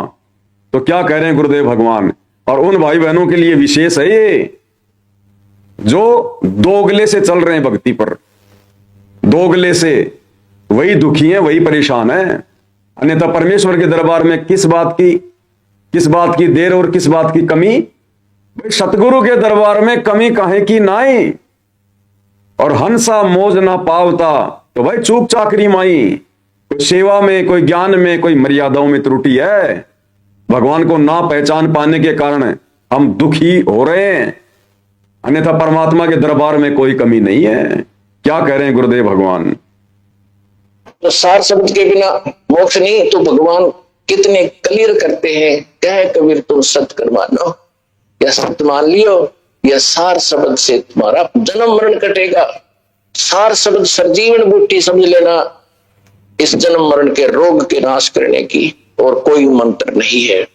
तो और कोई मंत्र नहीं है सार शब्द के अलावा जन्म मरण का रोग काटने के लिए। और आगे बताएंगे आपको फिर जन्म मरण का रोग कौन काटेगा, वो सार शब्द कौन है असल में। एक बार फिर से सुन लो गुरुदेव क्या कह रहे हैं सार शब्द के विषय में, फिर समझ में आएगा आपको, सार शब्द भी समझ में आ जाएगा। तो सार शब्द के बिना मोक्ष नहीं, तो भगवान कितने क्लियर करते हैं, कह कबीर तुम सत कर मानो, या सत्य मान लियो, या सार शब्द से तुम्हारा जन्म मरण कटेगा। सार शब्द सरजीवन बूटी समझ लेना, इस जन्म मरण के रोग के नाश करने की और कोई मंत्र नहीं है। अब सुनो, तो अभी तक किसी को दो मंत्र प्राप्त भी हो गए भगवान की वाणी से, ओम सोम एकादश तटपट क्यों कर रहा होगा, सार शब्द बिना तो वो भी अधूरा ही है। तो अब होगा वो क्लियर आपका जन्म मरण। 101 पीढ़ी परमात्मा ने बोल रखा आपकी पार होगी, यानी लगभग 5000 वर्ष तक सतयुग जैसा माहौल होगा इस ज्ञान ने समझ के। सतयुग जैसा। और पुण्यात्मा हम उस भगवान की शरण में है, और जो इतना समर्थ है, हम अगर उसके अनुकूल जिस दिन शुरू कर देंगे कदम पर। क्या कह रहे हैं कि पुण्यात्मा वो भगवान, वो परमात्मा जो इतना समर्थ है,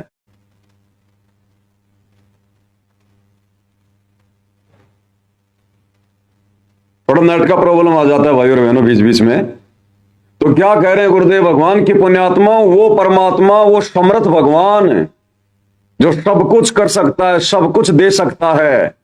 और जब हम उसके अनुकूल हो जाएंगे, भगवान के अनुकूल कैसे, भगवान हमें जैसा भगत बनाना चाहता है, हमसे जैसी मर्यादाओं में रह के भक्ति करवाना चाहता है, हमें संसार से विमुख देखना चाहता है, जीवित मरा हुआ देखना चाहता है। जब हम उसके अनुकूल होकर भक्ति करने लग जाएंगे, फिर देखना वो परमात्मा क्या बल्ले बल्ले करेगा। ध्यान से सुनो क्या कह रहे हैं गुरुदेव भगवान।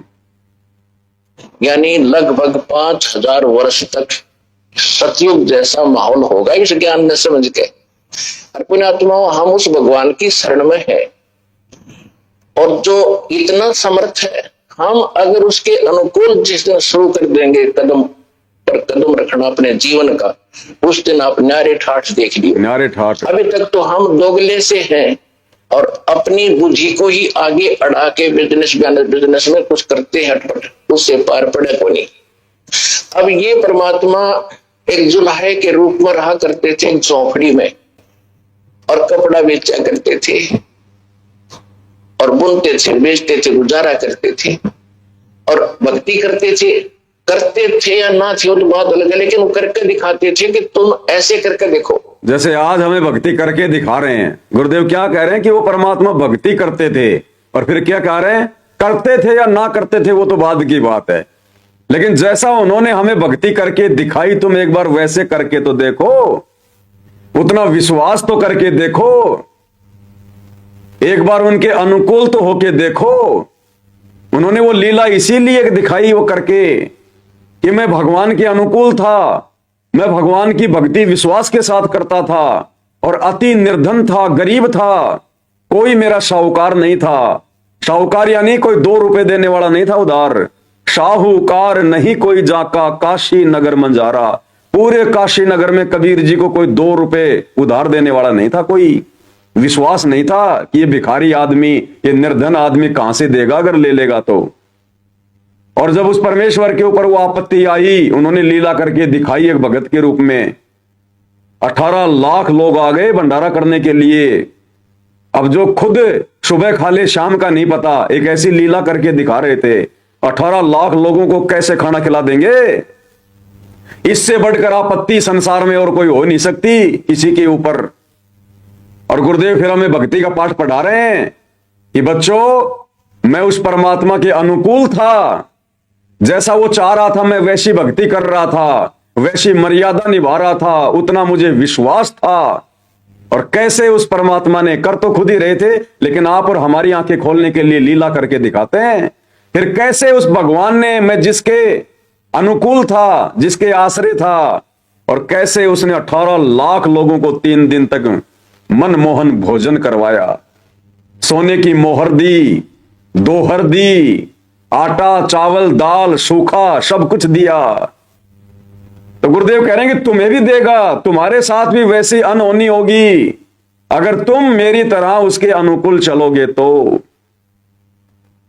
ये सत्संग आप और हमें विश्वास दिलाने के लिए। अब हम उस भगवान के अनुकूल कैसे चलें? वो दाढ़ी मूछ वाला यदि भगवान है कबीर, तो वो तो धरती पर है ही नहीं, दाढ़ी मूछ वाले रूप में तो है ही नहीं। फिर हम कैसे उसके अनुकूल चलें? हम कैसे उस पर विश्वास करें जिसकी हमने शकल भी नहीं देखी? तो फिर ये सत्संगों से निर्णय करना पड़ेगा। गुरुजी निर्णय करके देते हैं। गुरुदेव ने कहा कि बच्चों, ये चित्र भगवान का नहीं है, ऐसा रूप नहीं है, ये तो काल्पनिक है, बनावटी है, सोचा हुआ है। अब वो दाढ़ी मूछ लगा के नहीं आएगा, टोपा टापा लगा के नहीं आएगा। यानी खुद को कबीर जी साबित कर रहे हैं। तो अब हमने अपने गुरुजी के अनुकूल होना पड़ेगा। अंततः हमने गुरुजी पर अंधा विश्वास करना पड़ेगा। ये परमात्मा, हमारी इज्जत भी आपके चरणों में, हमारा सब कुछ आपके चरणों में, जिएंगे तो मरेंगे आपके चरणों में गुरुदेव भगवान। और मर्यादा नहीं तोड़ेंगे, आपके अनुकूल चलेंगे परमेश्वर। हमें काललोक से बाहर निकलना है आपके साथ। जब परमात्मा देख लेगा हमारा इतना दृढ़ निश्चय, दृढ़ विश्वास, अपने अनुकूल चलता हुआ देख लेगा, फिर गुरुदेव कह रहे हो ठाटम ठाट कर देगा, ठाटम ठाट। और अभी तक जो तुम दोगला सा काम कर रहे हो ना, अपनी बुद्धि लगा के काम धंधे में, बिजनेस में अटपट कर रहे हो, इससे बात बनेगी नहीं। देने वाला तो वो परमात्मा है, वो ही देगा। अपने अटपट से तुम भाग्य से ज्यादा प्राप्त नहीं कर सकते। तो क्या कह रहे हैं गुरुदेव भगवान? भाई और बहनों, ध्यान से सुनो सत्संग को फिर से। ये परमात्मा एक जुल्हे के रूप में रहा करते थे झोपड़ी में, और कपड़ा बेचा करते थे और बुनते थे, बेचते थे, गुजारा करते थे और भक्ति करते थे। करते थे या ना थे वो तो बात अलग है, लेकिन वो करके दिखाते थे कि तुम ऐसे करके देखो। और जिसके घर पर शाम की रोटी मुश्किल से उपलब्ध होती थी, उसके द्वार पर 18 लाख व्यक्ति आगे झूठी चिट्ठी डाल दी कि 18 लाख महात्मा वहां बुलाए हैं, भंडारा होगा। अब 18 लाख आदमी कहना आसान है, गिनती भूल जाए, लाइन में खड़े कर देता है किधर। यानी गुरुदेव कहना चाहते हैं कि इससे बड़ी समस्या नहीं हो सकती, और अगर ऐसी समस्या भी तुम्हारे साथ आ गई किसी भी प्रकार की, तो भगवान आज भी धरती पर वही है तुम्हारे गुरु रूप में, तुम्हारे लिए वही लीला करेगा, वही लीला। वो तो तैयार है कदम कदम पर लीला करने के लिए, लेकिन कोई भगत वैसा मिल नहीं रहा। भगवान चेंज नहीं हुआ, भगवान के गुण चेंज नहीं हुए, हम भक्तों की सोच बदल गई, हम भक्तों को विश्वास नहीं रहा। नहीं, भगवान तो आज भी वही लीला करने को तैयार है, अगर भगत वैसे हो तो। आसपास आवक हो जाए इसे 8-7 किलोमीटर तक, और फिर उनको खाना खिलाना, 3 दिन कंटिन्यू भंडारा देना, और साथ में एक मोर सोने की 10 ग्राम सोनार, एक दोहर, एक सुंदर कंबल। तो इसका होता था, अपना कपड़े का ही होता था, वो बहुत उत्तम माना जाता। और सूखा सीधा जो मांगे, आटा दे दो, आटा ले जा भाई, चीनी दे दो, चीनी ले जा भाई, पूरा ले जा, वो न्यारा। तो कहने का वो कहां से आया? सतलोक से। जैसे आप आरती में पढ़ते हो, आया है बंजारा के सो आया काशी, नया माल पारा, 9 लाख बोडी भरी विशंबर, दिया कबीर भंडारा। 9 लाख बैल सतलोक से लेकर आए भगवान, उसमें वही सिस्टम था ट्रांसपोर्टेशन का।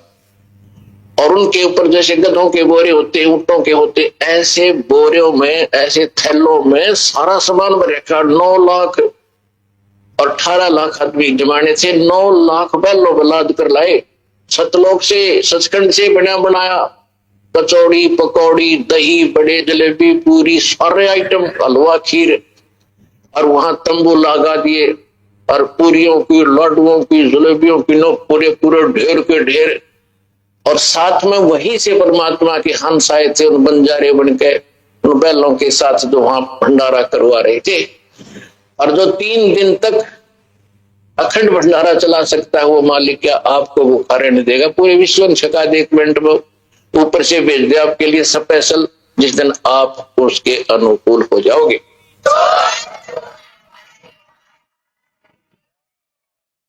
क्या करें गुरुदेव? जिस दिन आप उनके अनुकूल हो जाओगे, फिर आपके लिए परमात्मा क्या नहीं कर देगा, क्या आपको भूखा मरने देगा? जो तुम ये अटपट करते रहते हो, अपना दिमाग लगाते रहते हो, देश विदेश में भागते रहते हो, चक्कर काटते रहते हो, पूर्व पश्चिम उत्तर दक्षिण फिरदा दाने दाने नू, सर्व कला सतगुरु साहिब की हरि आए हरियाणे नो। गुरुदेव कह रहे हैं केवल उसी समय तक तुम भटकोगे, तुम भरमोगे, जब तक तुम 2 नाव की सवारी करोगे, 2 अगले से रहोगे। 2 टूक के लिए देश विदेश भटक रहे हो, भाग रहे हो तुम, और वो 2 टूक भी ये कबीर भगवान सतगुरु रामपाल जी देगा। इनकी रजा के बिना सुख शांति से वो 2 टूक भी नहीं मिलेंगे। और अगर इनके अनुकूल चलेंगे तो हमें क्या जरूरत है फिर देश विदेश जाने की, विदेशों में कमाने की? परमात्मा यहीं अमेरिका बना देगा, यहीं पे परमात्मा वो बिजनेस दे देगा। एक बार विश्वास तो करके देखें हम अपने भगवान पर, अपने परमेश्वर पर। ये समर्थ है जो पूरी दुनिया को खिला रहा है। उन अमेरिका वालों को कौन खिला रहा है? वो बड़ी बड़ी फैक्ट्रियां जिनके तुम वहां जाकर वहां पर नौकरी करते हो, मजदूरी करते हो, अरे उनको कौन दी वो फैक्ट्रियां? उनको कौन दे रहा है? यही कबीर भगवान सतगुरु रामपाल जी। पूरे विश्व में इन्हीं के तो आत्माएं हैं। और जब हम आज डायरेक्ट उनकी शरण में आ जाएंगे, उनके भगत बन जाएंगे, उनके अनुकूल होकर भक्ति करेंगे, मर्यादा में रहकर, तो परमात्मा क्या हमारे ठाठम ठाठ नहीं कर देगा क्या? तो क्या करें गुरुदेव भगवान उन भगत भाई बहनों के लिए जो केवल अपना ही दिमाग लगाकर कि बस मैं अपना बिजनेस सेट कर लूंगा, काम धंधा सेट कर लूंगा, धनी बन जाऊंगा। परमात्मा कहते हैं लाख जन्म भी नहीं बन सकता जब तक भगवान के अनुकूल नहीं चलेगा। और अगर बन रहा है, घर में माया आ रही है, तो वो तेरे संस्कार की आ रही है, तेरे भाग्य की आ रही है, भगवान के कोटे की नहीं आ रही। क्या कह रहे हैं गुरुदेव? पूर्व पश्चिम उत्तर दक्षिण फिरदा दाणे दाणे नु, सर्व कला सतगुरु साहिब की हरि आए हरियाणे नु। परमात्मा कहते हैं गरीबदास जी कह रहे हैं कि तुम एक टोक की खातिर कोई विदेश जाता है, कोई प्रदेश जाता है, कोई पूर्व में कोई पश्चिम में भटक रहे हो, और परमात्मा मुझे मिले हरियाणा में आकर के, वो है समर्थ भगवान, उसकी शरण में आ जाना, यही विदेश बना देगा, आपके घर में ही प्रदेश बना देगा। विश्वास रखना।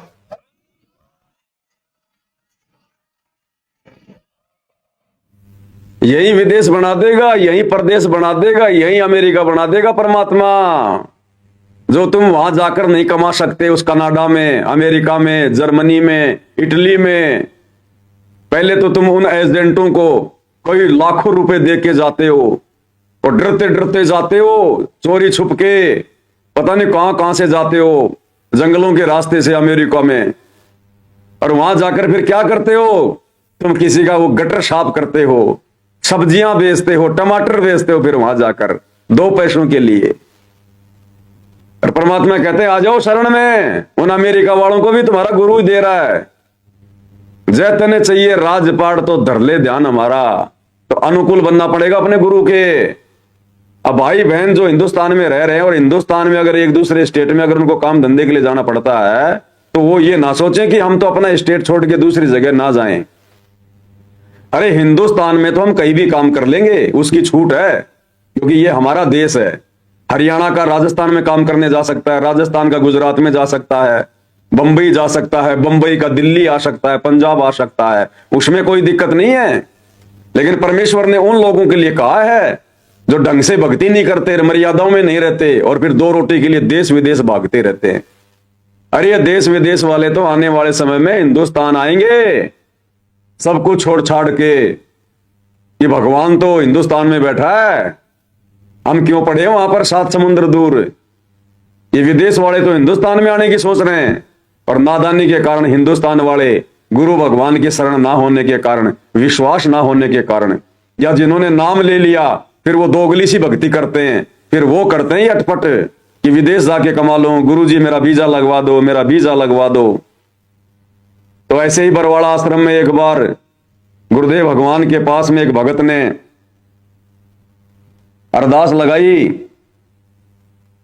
कि गुरुजी मेरा वीजा लगवा दो, वीजा, हाँ, कि गुरुजी दया कर दो मेरा वीजा लग जाए, मैं अमेरिका जाना चाहता हूं। उसने गुरुजी से कहा कि गुरुजी मेरा वीजा लगवा दो, मैं अमेरिका जाना चाहता हूं, अमेरिका।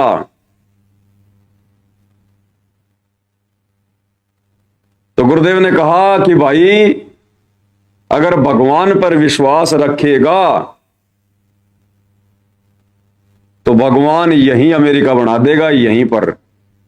तो न किधर भटकने की जरूरत कौन पड़ेगी, कहीं भटकने की भी परमात्मा अड़े अमेरिका बना देगा, अड़े अमेरिका। क्या कहा गुरुदेव भगवान ने, एक बार उन्हीं के मुख कमल से सुनेंगे भाई और बहनों।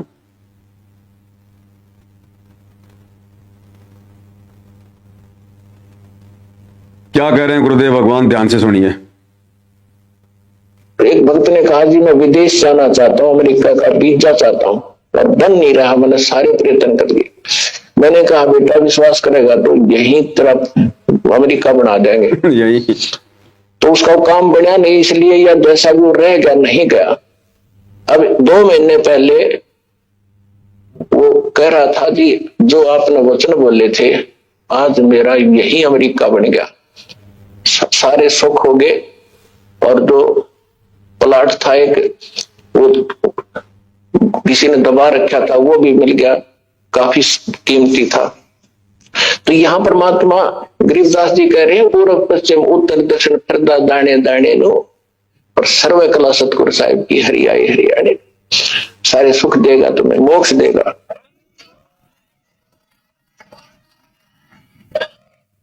तो भाई और बहनों, धरती पर वही कबीर भगवान, सारी सृष्टि का मालिक आप और हमारे पूज्य गुरुदेव भगवान के रूप में प्रकट है।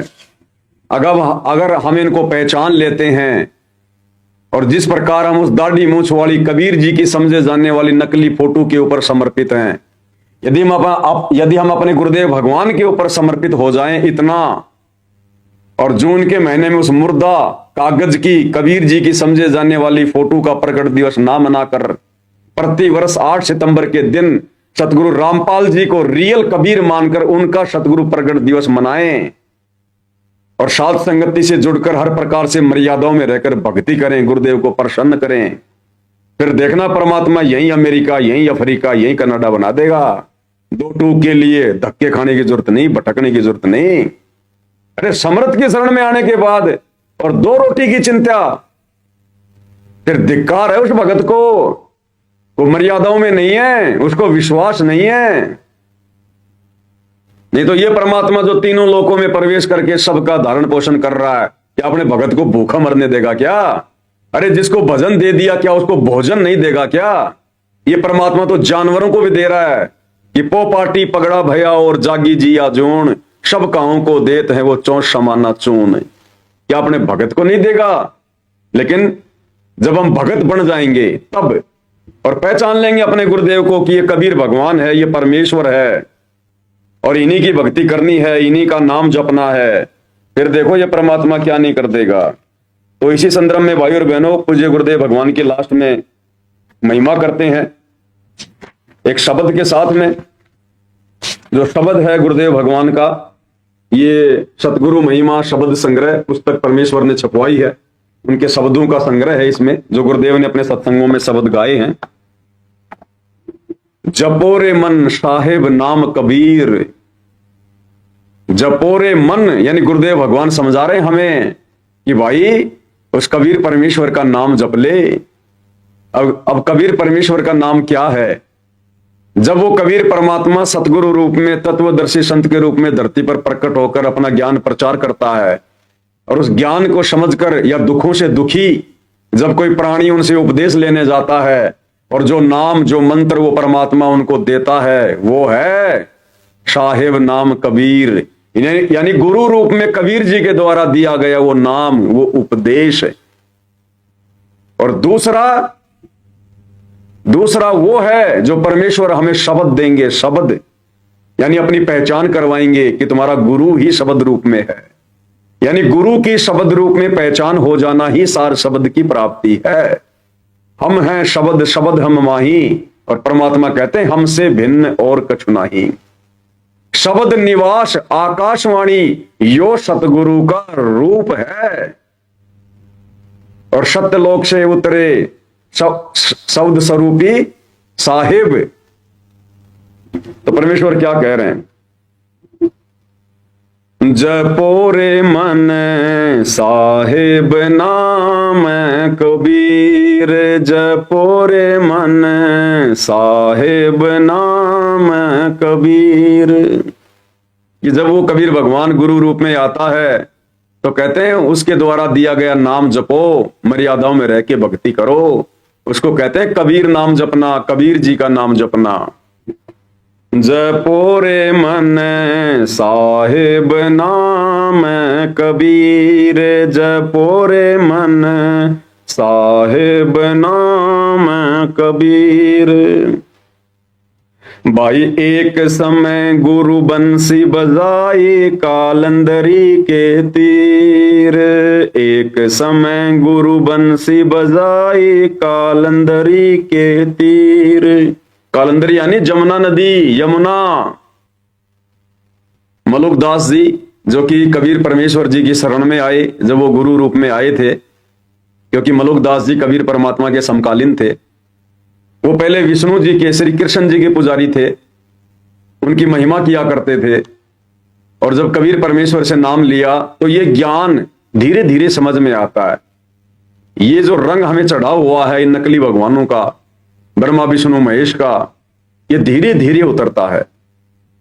तो मलुकदास जी अपने गुरु कबीर जी से कहा करते थे कि जी हमने एक बार सुना है कि श्री कृष्ण जी ने कालंदरी यानी जमुना नदी के किनारे एक बार बांसुरी बजाई थी, और इतनी मीठी बांसुरी, इतनी मधुर बांसुरी कि जो गायें थी, जो वो गायें चराया करते थे, वो गायें भी उनकी बांसुरी की धुन सुनने के लिए उनके पास आ जाया करती थी।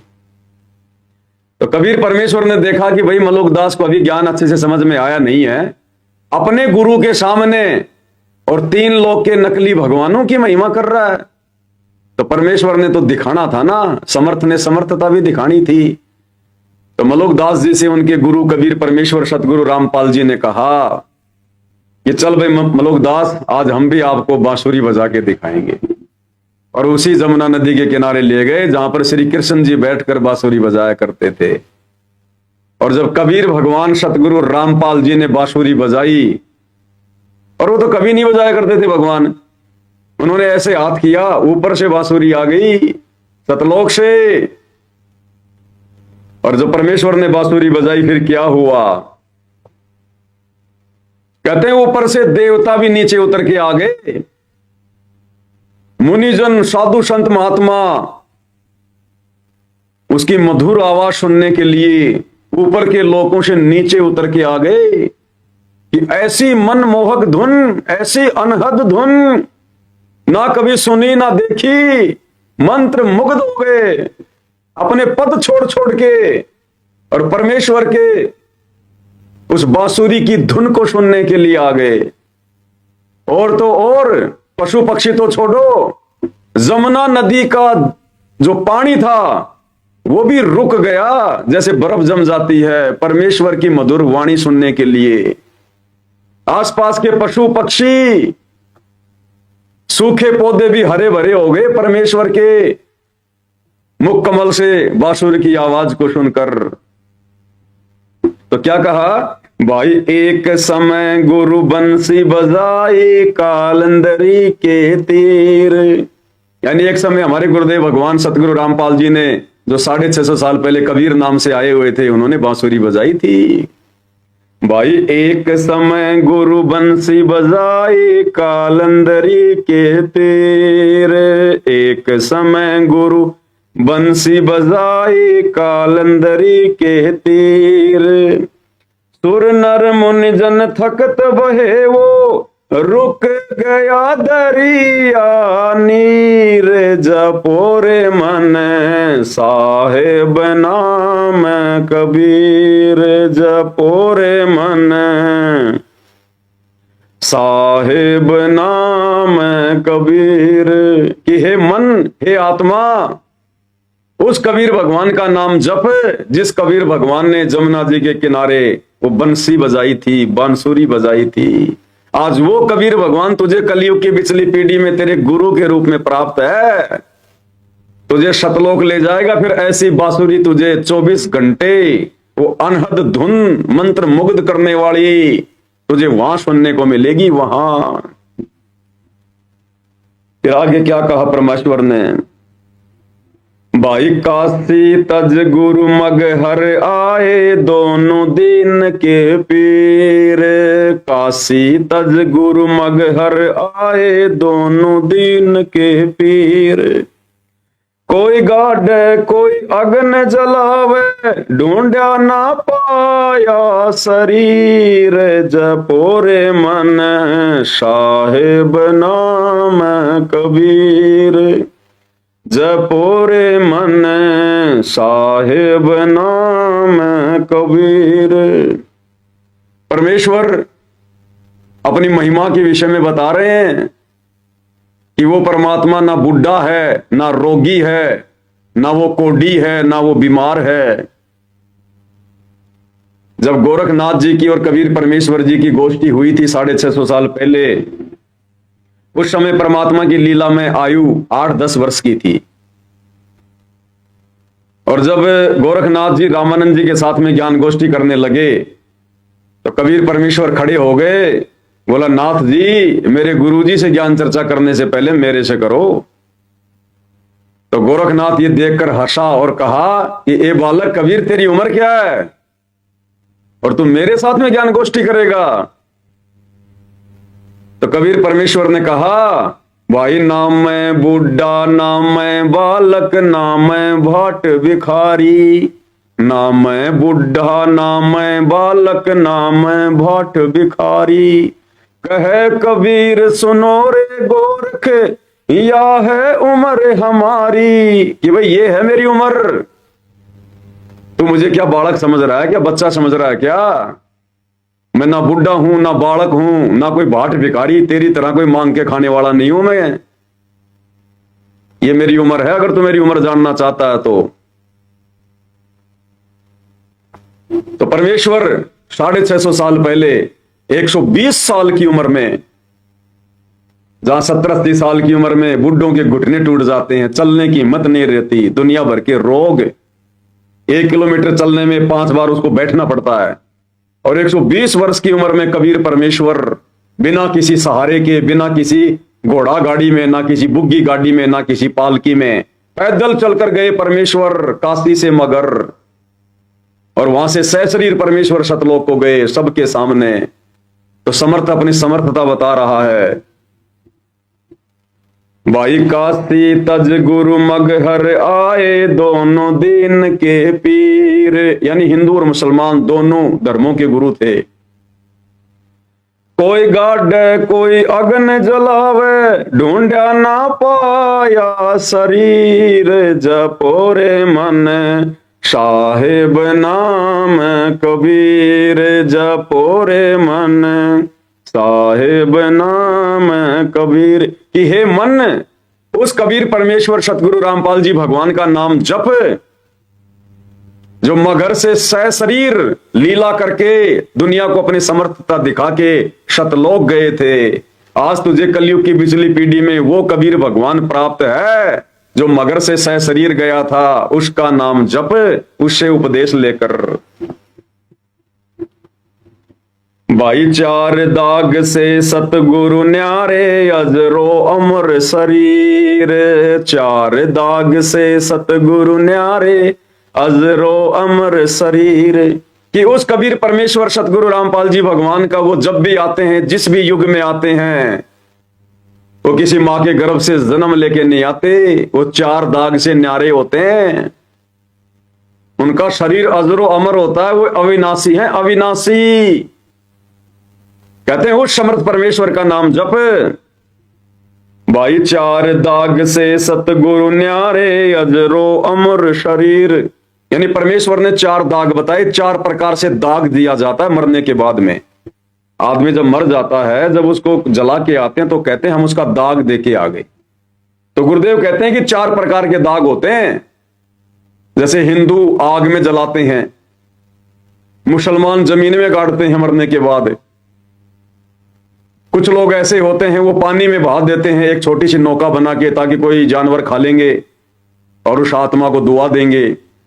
कोई ऐसे होते हैं जो बहुत ऊंचे पहाड़ पर या किसी बहुत ऊंचे कोई पेड़ के ऊपर कोई जो है वो मचान बनाकर सबको वहां पर रख देते हैं।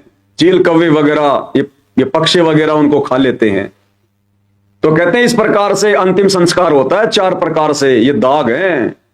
और कहते हैं जो सतगुरु होगा, जो कबीर भगवान होगा, सच्चा गुरु होगा, बंदी छोड़ होगा, वो इन 4 दागों में होके नहीं जाता, वो 4 दाग से नहीं जाता, वो तो शरीर जाता है। और यही लीला आने वाले समय में गुरुदेव भगवान करेंगे। तो कहते हैं हे मन, वो कबीर भगवान धरती पर प्रकट है वर्तमान में सतगुरु रामपाल जी के रूप में, जो 4 दाग में नहीं आते, ना से पहले आए। भाई 4 दाग से सतगुरु न्यारे, अजरो अमर शरीर, 4 दाग से सतगुरु न्यारे, अजरो अमर शरीर। दास मलोक सलोक कहत है, खोजो कसम कबीर, जपोरे मन साहेब नाम कबीर, जपोरे मन साहेब नाम कबीर। मलोकदास जी कह रहे हैं कि उस समर्थ को, उस खशम को खोजो। खशम यानी वो पति। जैसे गांव में 2 औरतों की लड़ाई हो जाती है, क्या कहती है? तेरा खशम मरे, तेरा खशम, यानी तेरा पति मरे। तो दास मलोक शलोक कहते हैं, खोजो खशम कबीर, कि उस पति की खोज करो, उस खशम की खोज करो, जो समर्थ है, सबका स्वामी है, जो 4 दाग में नहीं आता। कहते हैं उसकी भक्ति करो, उससे उपदेश लो। तो वर्तमान में भाइयों और बहनों, वो खशम, पूरी दुनिया का खशम, वर्तमान में दुनिया पहचान नहीं पा रही अपने खशम को, अपने पति को, क्योंकि आत्मा का पति वही है। 2028 के बाद समझेगी दुनिया, पहचानेगी अपने खशम को।